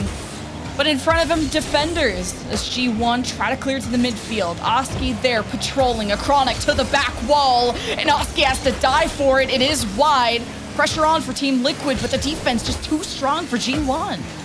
Not done yet, though. Chronic winning the ball in the midfield. Can he find his way through another one? That's out into empty space. Oski, look at him change the pace. And Atomic, there he is. That's what I want to see. That ability to come through and break up the opportunity, but it's not enough. A Chronic will come through as a Tau, somehow able to sneak this one by the last man. Yeah, Dorito just had like 12 boosts and just didn't have enough gas in the tank. Just put this into the corner, and a good awareness from Team Liquid, mainly a Chronic. Tuck that in. Finally, Team Liquid's efforts are paying off after when they just generate so many passes and good threat levels on the offense. Oli, the good dribble. Atomic to the corner. Oski ran around there by Oli. It's a long clear from Team Liquid. A Chronic almost with a redirect until the 50 lands down. Oh, great recovery from Dorito. He just made that stop in the air, and then he comes and makes the stop on the goal line. But Tau's going to chop one across, and it's just off the post. Liquid now pressing and forcing G1 to play rock-solid defense. Yeah, perfection is demanded from that defense. As Oli and friends try to cut through off the wall. Bounce after bounce, but Atomic with the third touch. Saved by Oski. It's up and popped up. As Ato has to get up there, and G1 didn't want to challenge that. They go back for resources. They see the counterattack of Team Liquid and easily dissuade that. Ooh, okay. As Ato and a Chronic, their defense pushed a bit. They crossed to the left side where G1 isn't, as Oski just can't seem to get close to the net. Ooh, and Dorito love that speed as well. Everybody on G1 knows that they have to increase the pace, but a Chronic, huge opportunity, and nicely delayed by Oli there in the corner. Liquid really trying to flex the mechanical muscles and see if they can catch G1 out that way. Look at Oski getting bullied in the net, and he's still going to make his way back to the near post and make the stop. Oh, G1 looking for theirs back. Dorito bumping into the net, and it's a team effort for G1 to tie the game. Yeah, they just crammed themselves into the box here. Oski was able to make the stop after getting bumped. Unfortunately, the timing a little bit different with a Tau as he got completely blindsided on the goal line. And finally, G1 able to just walk on through. Took a lot for G1 to get it done. You demo a toe. This defense only has 2. Good challenge coming out of the box to pop this up. A 50 that Team Liquid can work with. Oski with a good read. Gets to the right side before Dorito.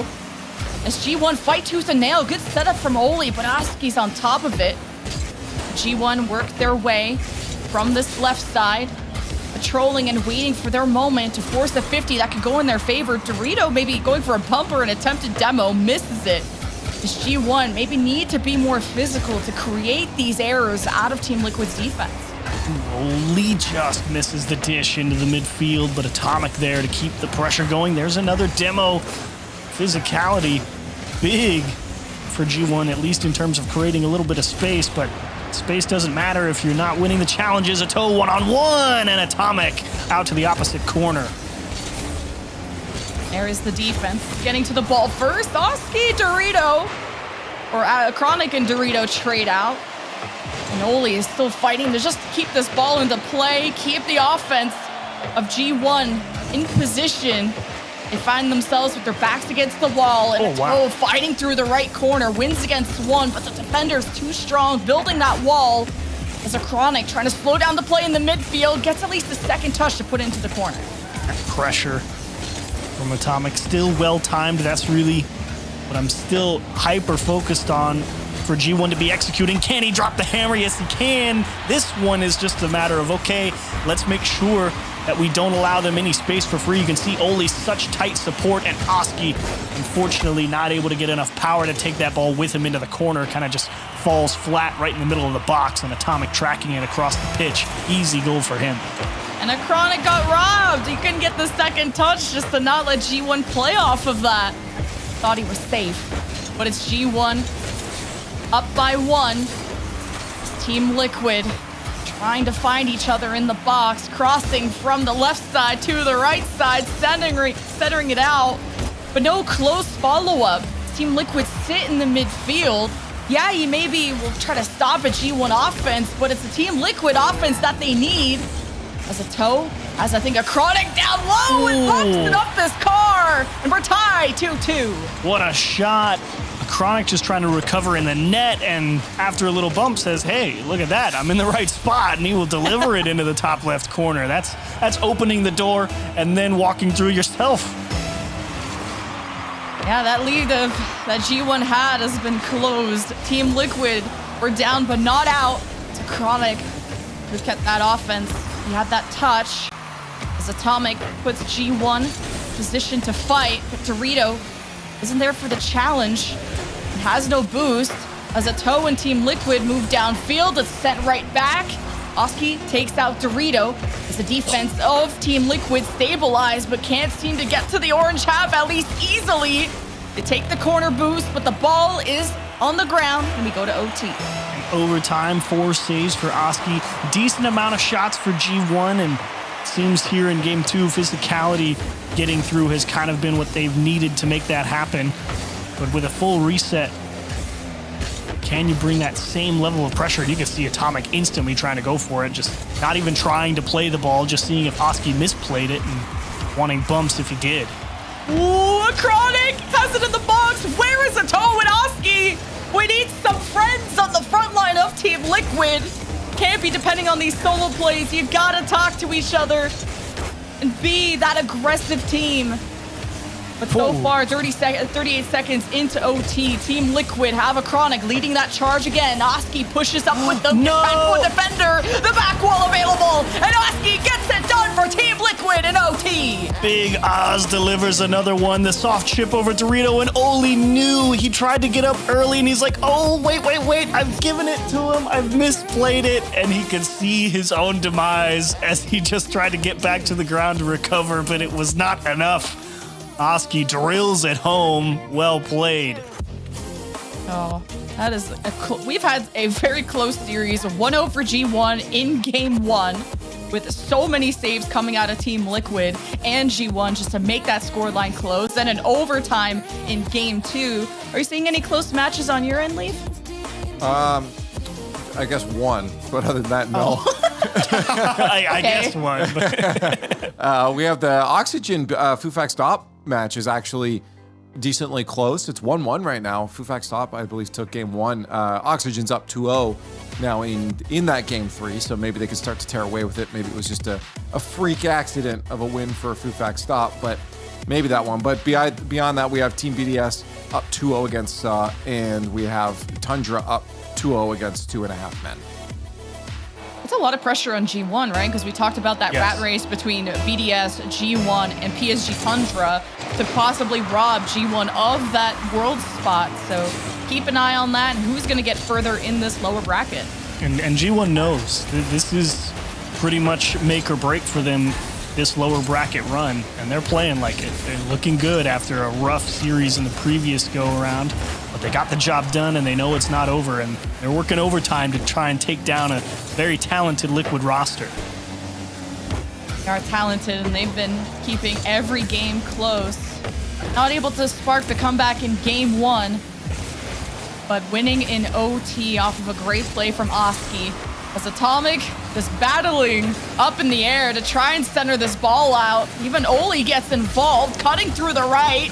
Oski just gets touch on it to pop it above, and Acronic sparks up the counterattack. Has Oski there, and it's in the upper 90. What a goal from Team Liquid. They were really trying to play this on some thin margins for boost, and Oski's just, you can see him following up with his teammate there to his left, just picking up all those 12 pads down the pitch so he could try and make a play on it.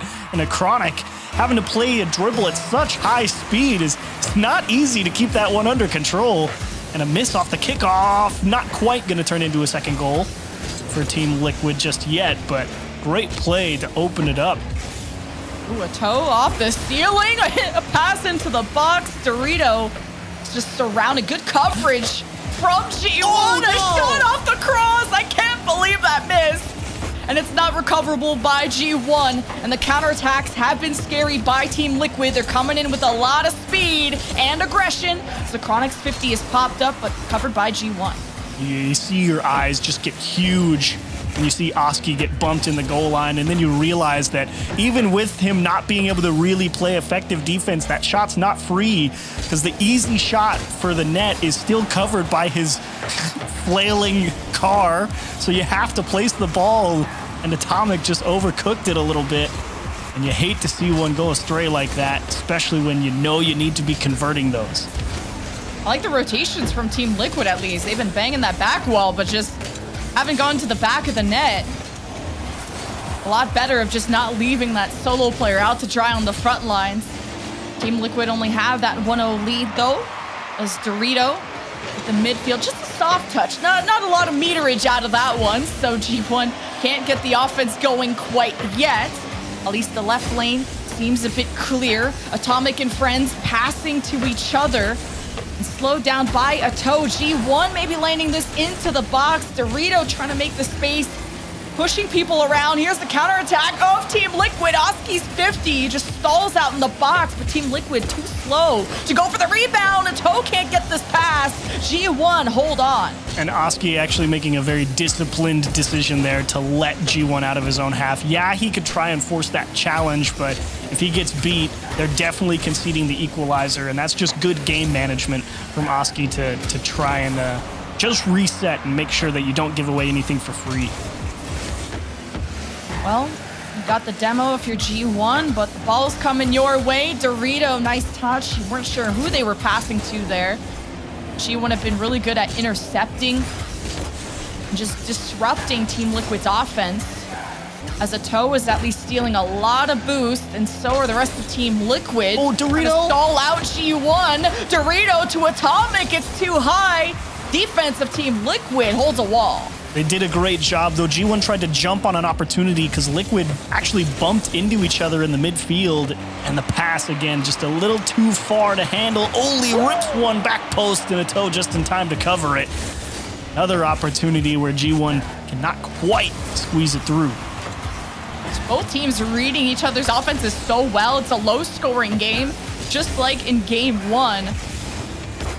A toe just guiding this forward, have the reset. A Chronic with the second touch, but G1 find their clear. Oski comes out of nowhere, turns the ball on its head. 1v2, wins it against the defender, but it's off the cross. He can't get it done. A toe with the challenge to stall it out. The 50 could go the way of Team Liquid's gonna land in the box, but Dorito never lets that happen.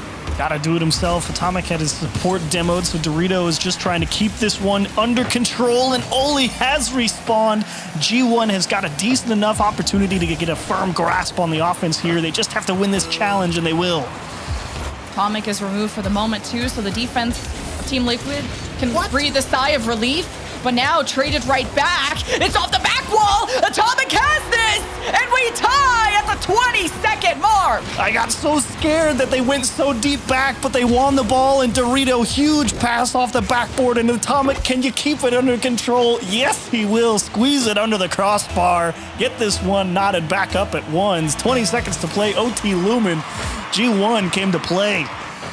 G1 just punishing Team Liquid, passing through the midfield, demoed them 3-on-2, Oli and Atomic, and maybe a fade grab, intentional whiff, who knows? But a toe races to the corner, has Oski to the right side, looking for the center out, few more seconds, Team Liquid offense there, Dorito sends it away. Him on the defense has been incredible. but the ball's still in the air, and Team Liquid is in the orange end. Oski to a toe, Oli denies, and we go into the second OT. OT, indeed. Liquid trying to hit a nasty pre-jump pass with a 0-second opportunity, but a reset, and G1 actually quite grateful, I think, that everyone had to restart there. The position was starting to deteriorate, so even footing is quite welcome. Chronic as Oski, the redirect denied. G1 trying to breathe at least, but feeling like they're underwater on this defense. At least they win the 50. Goes to the back wall. No. Protected by Oski. Connects to a toe. Going forward is Team Liquid. Must counterattack. Just bounces in the box. That's dangerous. Good touch and good clear by Atomic. But you can't cross the midfield easily. Not against Team Liquid. A toe helps out to dump this into the orange end. And it's just back and forth we go. And almost a minute into OT. It's the real tester game. Off the post and saved a toe out of nowhere. And Liquid keeps it tied up. Thought for sure that was going to be a goal. Oh, Oli. Trying to spark some hope there for G1. It took a demo just to tie the game and to catch Team Liquid off guard, who've been so good at reading everything that G1 cook up on this offense. Demon Toe is disrupting in the midfield, slowing things down. The passing plays of Team Liquid are good to transition, but G1 are quick to rotate back. Atomic does get the demo as Team Liquid buy time. They're not too worried. The Chronic slams down and takes the ball as Oli bumps them off the play. So Atomic sparks things up for G1. Wanted that second touch, not the bounce he was looking for as it was gliding off the wall. Atomic with the backflip! Oli with the bounce, but it's read by the defense. Such good awareness from Oski, you're right. Easy to get crossed up there on the goal line and head on a swivel. Understands the layout of the pitch, makes a big stop, but Liquid's not done yet defensively. G1 pressing hard. Yeah, let's get Dorito out of here. He's getting too cozy in the box. That was looking sketchy. G1 removed back to back. A Chronic has Oli and Dorito in the net. Oski colliding, takes one out. Ato looking for the second touch. It's no target. It's saved by G1, who need to get this out of here because Team Liquid are lurking. And Atomic breaks through and he pitches it off the ground with speed, but a Chronic dives for the save. Ooh, scary opportunity there. Oski, great job to go in and break that one up while it was well above the net before it could get dangerous. They're not done yet. Again, another huge win in the midfield, and the Chronic just forced to dump that one down. Only one there for it is a toe, only to close the gap in short order, but Liquid just looking for a little bit of space to actually get this ball back under their control.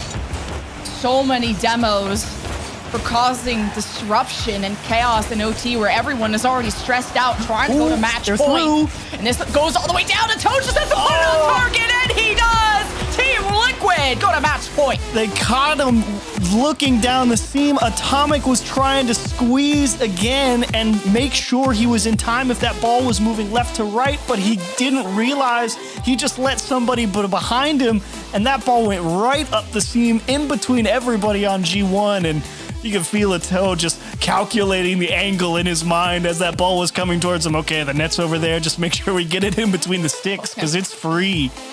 And back-to-back, almost double-digit saves from both teams, but Team Liquid comes out in both overtimes. And we bring in Leaf to see, do we just keep picking the banger matches? Like, we absolutely do. It's like we know what we're doing over here, you know? I don't know. It's like we're doing this for a while. We've seen these teams. Yeah, I mean, it's also just Europe. There's a chance at every match here. It's going to be good, except unless you're watching BDS. That would have been over quick. They took down South 3-0. They're the only match that's completed so far. All the other ones are at match point. PSG Tundra 2-1 against 2.5 men. 2.5 men grab the game back. Fufax stop up against Oxygen with a 2-1 in favor of Oxygen. 19 seconds left, and it's 3-1 for Oxygen, so that should be done in a few moments here. And then, of course, this match. Oh. The race continues. Team BDS crossing the finish line, but they have to worry about PSG Tundra, who are in a position to obviously win their match on match point, and G1 stressed and pressed right now. I'm strapped in, though. That was a wonderful game 3 overall from G1. I liked a lot of the ideas, and I'll be honest, I want them to win here just so I can see another 5 minutes, because this is some great back and forth. I'm loving it. OTs are stressing me out. These low-scoring games are stressing me out. You can never be like, oh, I think I'm going to call the winner here. This G1 forcing their way through. Atomic taking his time, trying to avoid the challenge. Oski has to come out of the net. Atomic almost setting it up in front of the net. Close call by G1. It's a good idea, but you could kind of feel that nobody else on G1 knew exactly what Atomic was going to do for the ball, do with the ball after he went for that stutter step. I like trying to freeze the defense, but figuring out where it needs to go after that was a different story entirely. Okay, Team Liquid can have their first offense here of game 4. But Ato kind of flops on his back like a turtle and concedes the ball to Atomic, who has to go up against a Chronic. Good backflip to get this in front of the net. But Atomic keeps the play going. It's not a threat level, but it's G1 that can keep this going. Only with the reset off the back wall. Atomic trying to challenge Oski as 50 lands to Dorito's lap. Gets shoved around. Oli gets involved. G1 push inch by inch, but not past the goal line yet. All those boost steals from G1, but finally a long clear and a surprise demo attempt. Oski, can you find the space? Not quite. It's off the bar. Chronic looking for a second opportunity. He will go towards the open spot on the backboard and just make sure to buy a little time. Yeah, Team Liquid usually don't miss those. Mechanically, just one of the most sound teams in Europe, especially going to the finals of the last open, and a chance right there. I keep cursing them. But Ato maybe gives the ball back to Oski. Or no, actually, a Chronic was there. It's the midfield battles. It took demos last game, and so many of them, especially in the overtime, to give Team Liquid the win, who sit on match point, but still scoreless. Ooh, nice job from Atomic, just slowing down some of this Liquid counterattack. But now you have to be careful. Yeah, you're getting the ball away and off the first man on G1, but you're losing it. But who cares? Team Liquid just straight up whiff the ball and give up a freebie. Dorito has been one of my favorite players to watch on G1 defensively and what he's able to do on the offense. Remember that status, Chiefs? When G1 score first, they win the game. They win the game. Hopium, I'm all about it. Oh, they might score 2 here. Yep, they will. Lemon, you're a genius. You just get this game. You are on one right now. No, D Lemon. Great kickoff for Dorito. Somehow Team Liquid kind of just get congealed over on that side. Neither of them able to get a touch on the ball. Out of nowhere, this game, honestly, at 2.5 minutes, kind of feels a little bit out of reach considering how hard both teams have had to work for chances. Just kidding, it's back within 1. Why did I say it? Why did I say it? Nah. Me right, you wrong. Caveman prediction. Score first, stat right. But did Atomic miss the corner boost? He kind of just like sat there in the corner grabbing the boost, and I don't know why he was just sitting there doing nothing. Well, we can't have a G1 Team Liquid game without this being within a 1-goal situation. Yes, it must be tense. This is the trend right now. But Dorito going for a hat trick or what? I want to see it. We saw many hats in our last series. It was Monaco that had 3 of them. But a toe with a chance. A Chronic. I need the smoke to go away. There we go. So many demos. A double demo to get G1 out of there. And even defensively, they found the clear despite only having 1 player alive. Oh, but they kind of ruined their own formation. Atomic cutting into it instead of leaving that boost for his teammate. Didn't cover the opposite side of the field, so had to give up a little bit of ground. Now they have to work out of their own half, even if they did retain possession. And Atomic will just say, hang on, we just want to force Liquid back there and force them to play from the complete opposite end of the pitch if they want offense. G1 are too quick on this defense. Your Team Liquid, you can't ever get a pass going. You can't play off the rebound. A Chronic and Oski scaring me a little bit. Hey, Oski to the back wall. And Dorito protects it well, making the magic happen on the defense and offense. Double demo from Oski, 3-on-1, and Dorito can't do anything about it. Team Liquid tie. That's why Oski's so good, just finds the next person, the supporting player, and says, hang on, the job's not done. Let's go turn this orange half into a scrapyard. An easy goal to tie things up. 2-0 lead from G1 is gone. So will they in Worlds if they don't clutch this up, especially with BDS and PSG Tundra on their tail when it comes to the points. This is an important match for G1. Not so much for Team Liquid. They're chilling. They performed well throughout the season. And especially Oski with the double demo that we saw to make it happen. Connect with a toe! And Team Liquid take a lead. And Oski again just putting in the work, takes it off of one, freezes a second man. Atomic is just trying to grab some boost and recover in his corner and realizes he doesn't even have time to do that. He has to defend this one-man army in the corner in Oski. 42 seconds for G1 response. At least you got even G1 starting to demo too. You gotta fight back, especially with your backs against the wall. Good pass received by Atomic. The pressure is on. Oli keeps it going, but Ato wins that challenge to Oski and gone. Oli demos in the midfield just to slow down Team Liquid's offense. It will send them back as Dorito trying to spark something for G1, but now that Team Liquid have the demo game on, G1 just can't generate it. And with Team Liquid on match point, G1 have to go all the way down the field and keep the ball up, and it's possible. Oli loses the challenge to Oski. Only Dorito play. keeps the ball up. Atomic races for it. Oli is by his side, can't keep it up, collides with a Chronic. Dorito versus Ato, who has more boost. Ato is running out, and it's on the ground. Team Liquid take the series. Well played, Team Liquid. You definitely showed that you were the ones in the driver's seat. Even if you gave up that first goal here, G1, you had to fight. And honestly, you made this a wonderful series to watch. And despite not being able to make the run, you put up one heck of a fight against a very difficult Team Liquid team to beat. And you played well, but what else did you expect? I was like, oh, thanks. I made the series so exciting. Thanks. I got caffeinated. Sorry. I fed myself, you know. But You did as well, Lemon. You did great. I don't want the pity compliment, but this wasn't good. This is a fun series, and it's heartbreaking for G1. You know, with the reverse sweep against Monaco, with their world spot on the line. But it was to be expected for Team Liquid, the grand finalist of the Open, to make it through, right? It was unexpected for them to even be here, especially after losing to Moist, but able to get back on their high horse, no pun intended. But Leaf, how you doing? Just wondrous. A great day of Rocket League, and more so with some news I'm about to give you guys. So just to finish up that round, we have Oxygen taking down Fufax Top 3-1, and then Team Liquid. Of course, we just saw 3-1. Team BDS 3-0 oversaw.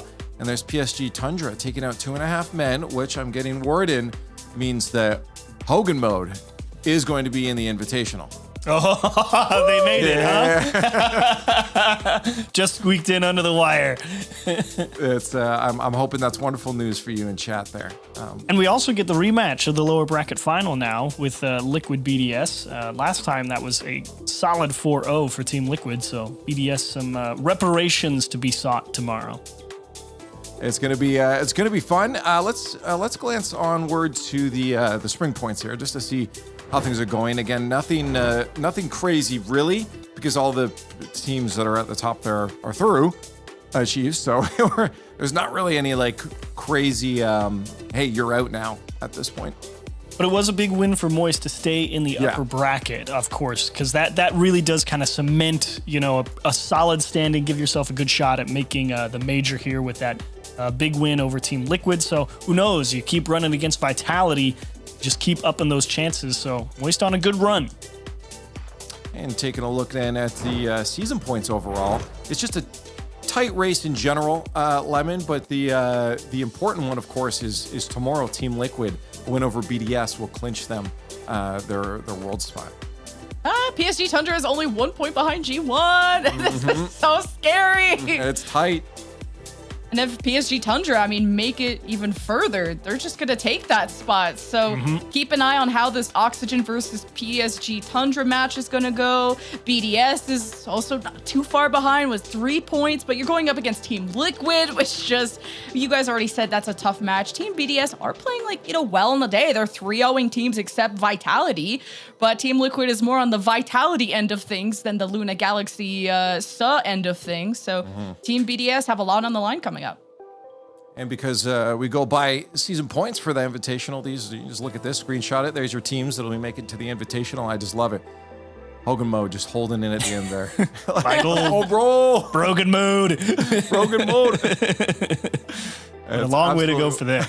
Wonderful. But of course, the major is still the event that a lot of teams have their eyes on, and you guys can have your eyes and your body's there because you can buy tickets. rl.gg/spring tickets live.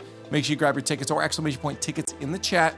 Click the link that's about to come up there. If you want to be lazy about it, go get your tickets. Join us, hang out with us, and have fun out at these events at Chiefs. It's how many times we gotta tell them? They're gonna hate us how many times we say it. At least one more time, because it is worth it. You do have to go to a live Rocket League event if you've never been. It's so much fun.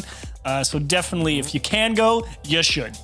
I know, Curly was telling me about someone named Buyer. Buy your tickets. I had to bring that up because that video is just gold. That is funny. Buy your tickets. Do it right now. Join us on July 8th and 9th. Of course, the show is 6th to 9th, but you can be there in person and joining and having fun. But let's take a look at tomorrow because obviously we're not done for the Spring Cup for Europe. We still have to get through 2 more days. This is the matches we're going to see a couple TBDs because we haven't played those yet. We're starting off with Liquid and BDS again. It's super important match for Liquid if they want to be able to clinch that world spot. So big, good first starter match. You know Europe's always going to be exciting. Lemon, any specific match you got your eyes on? I mean, that last one on there looks, the upper brackets semi looks pretty good too. I mean, Moist is, forced the upset against Team Liquid. They're a team you got to watch out for. Guild, I think this is one of their better European performances. Usually they kind of either lose in that first or second match. The way they win against Oxygen is exciting. But then when it comes to Worlds implications, you look at the lower bracket of BDS, Liquid, Oxygen, PSG Tundra. That has more on the line for me, so I'll have the popcorn for those. Fair enough. Either way, it's going to be a good day. Any final thoughts before we head out? Because we are done with day 1 of Cheese. What are you thinking? Europe's a lot of fun, and there's more to go. So rest up because you'll need it. Because tomorrow's a long day, and there's a lot of good matches, and you don't want to miss any of them. That's so true. And we had a reverse sweep today, so Europe continues to be exciting. And it definitely wakes you up, especially if you're on the West Coast coming in at 8 a.m. or whatever, and you're like, wow, this is not what I expected. Well, it wakes you up, but then puts you to sleep because you're so drained because you were so excited the whole time. So it's only 2 in the afternoon for me, but I'm going to bed and I'm sleeping all the way until tomorrow. I can't just exist on the weekend without seeing Rocket. Hibernation. It's got to be 100% Rocket League in my life. Anyways, I hope to see all of you guys tomorrow as well. You can join us 5 p.m. CEST, 4:30 for the pre-show. Join Shogi and the boys to have some good excitement and preamble before those games get started. Either way, we're going to see you tomorrow, and it's going to be fun. We'll see you then.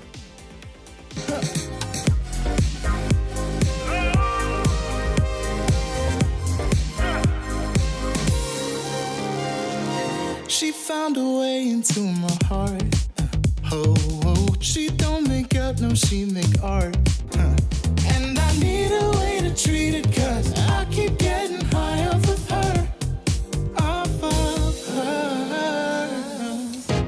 I know that you'd be bad from the minute I saw you. But somehow I keep running back to you. Back to you. Back to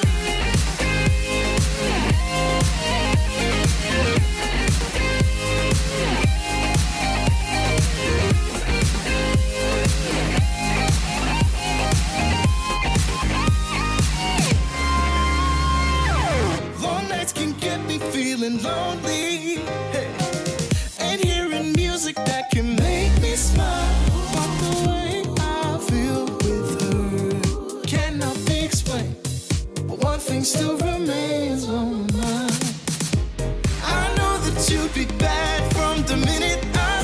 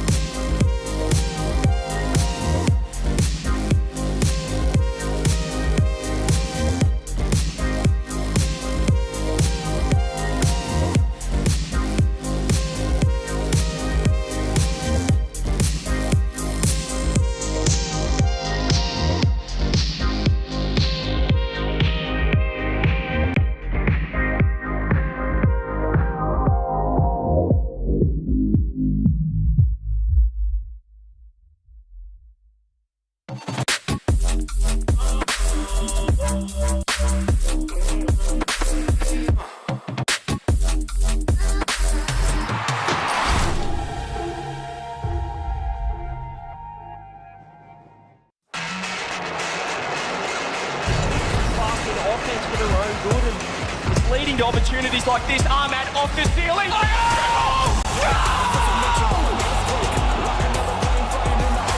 Ahmad with the 7 from heaven. I get higher, I never tire. I'm a chronic. Vitality, can they get control of this? Pop back from a towel as he takes control. What? Are you kidding me? Is this really happening? It's really happening! It actually happened! Fortune favors Liquid! See this one flipped out. First killer. Does he have a flip? He's trying to use it to pass out. It's unbelievable.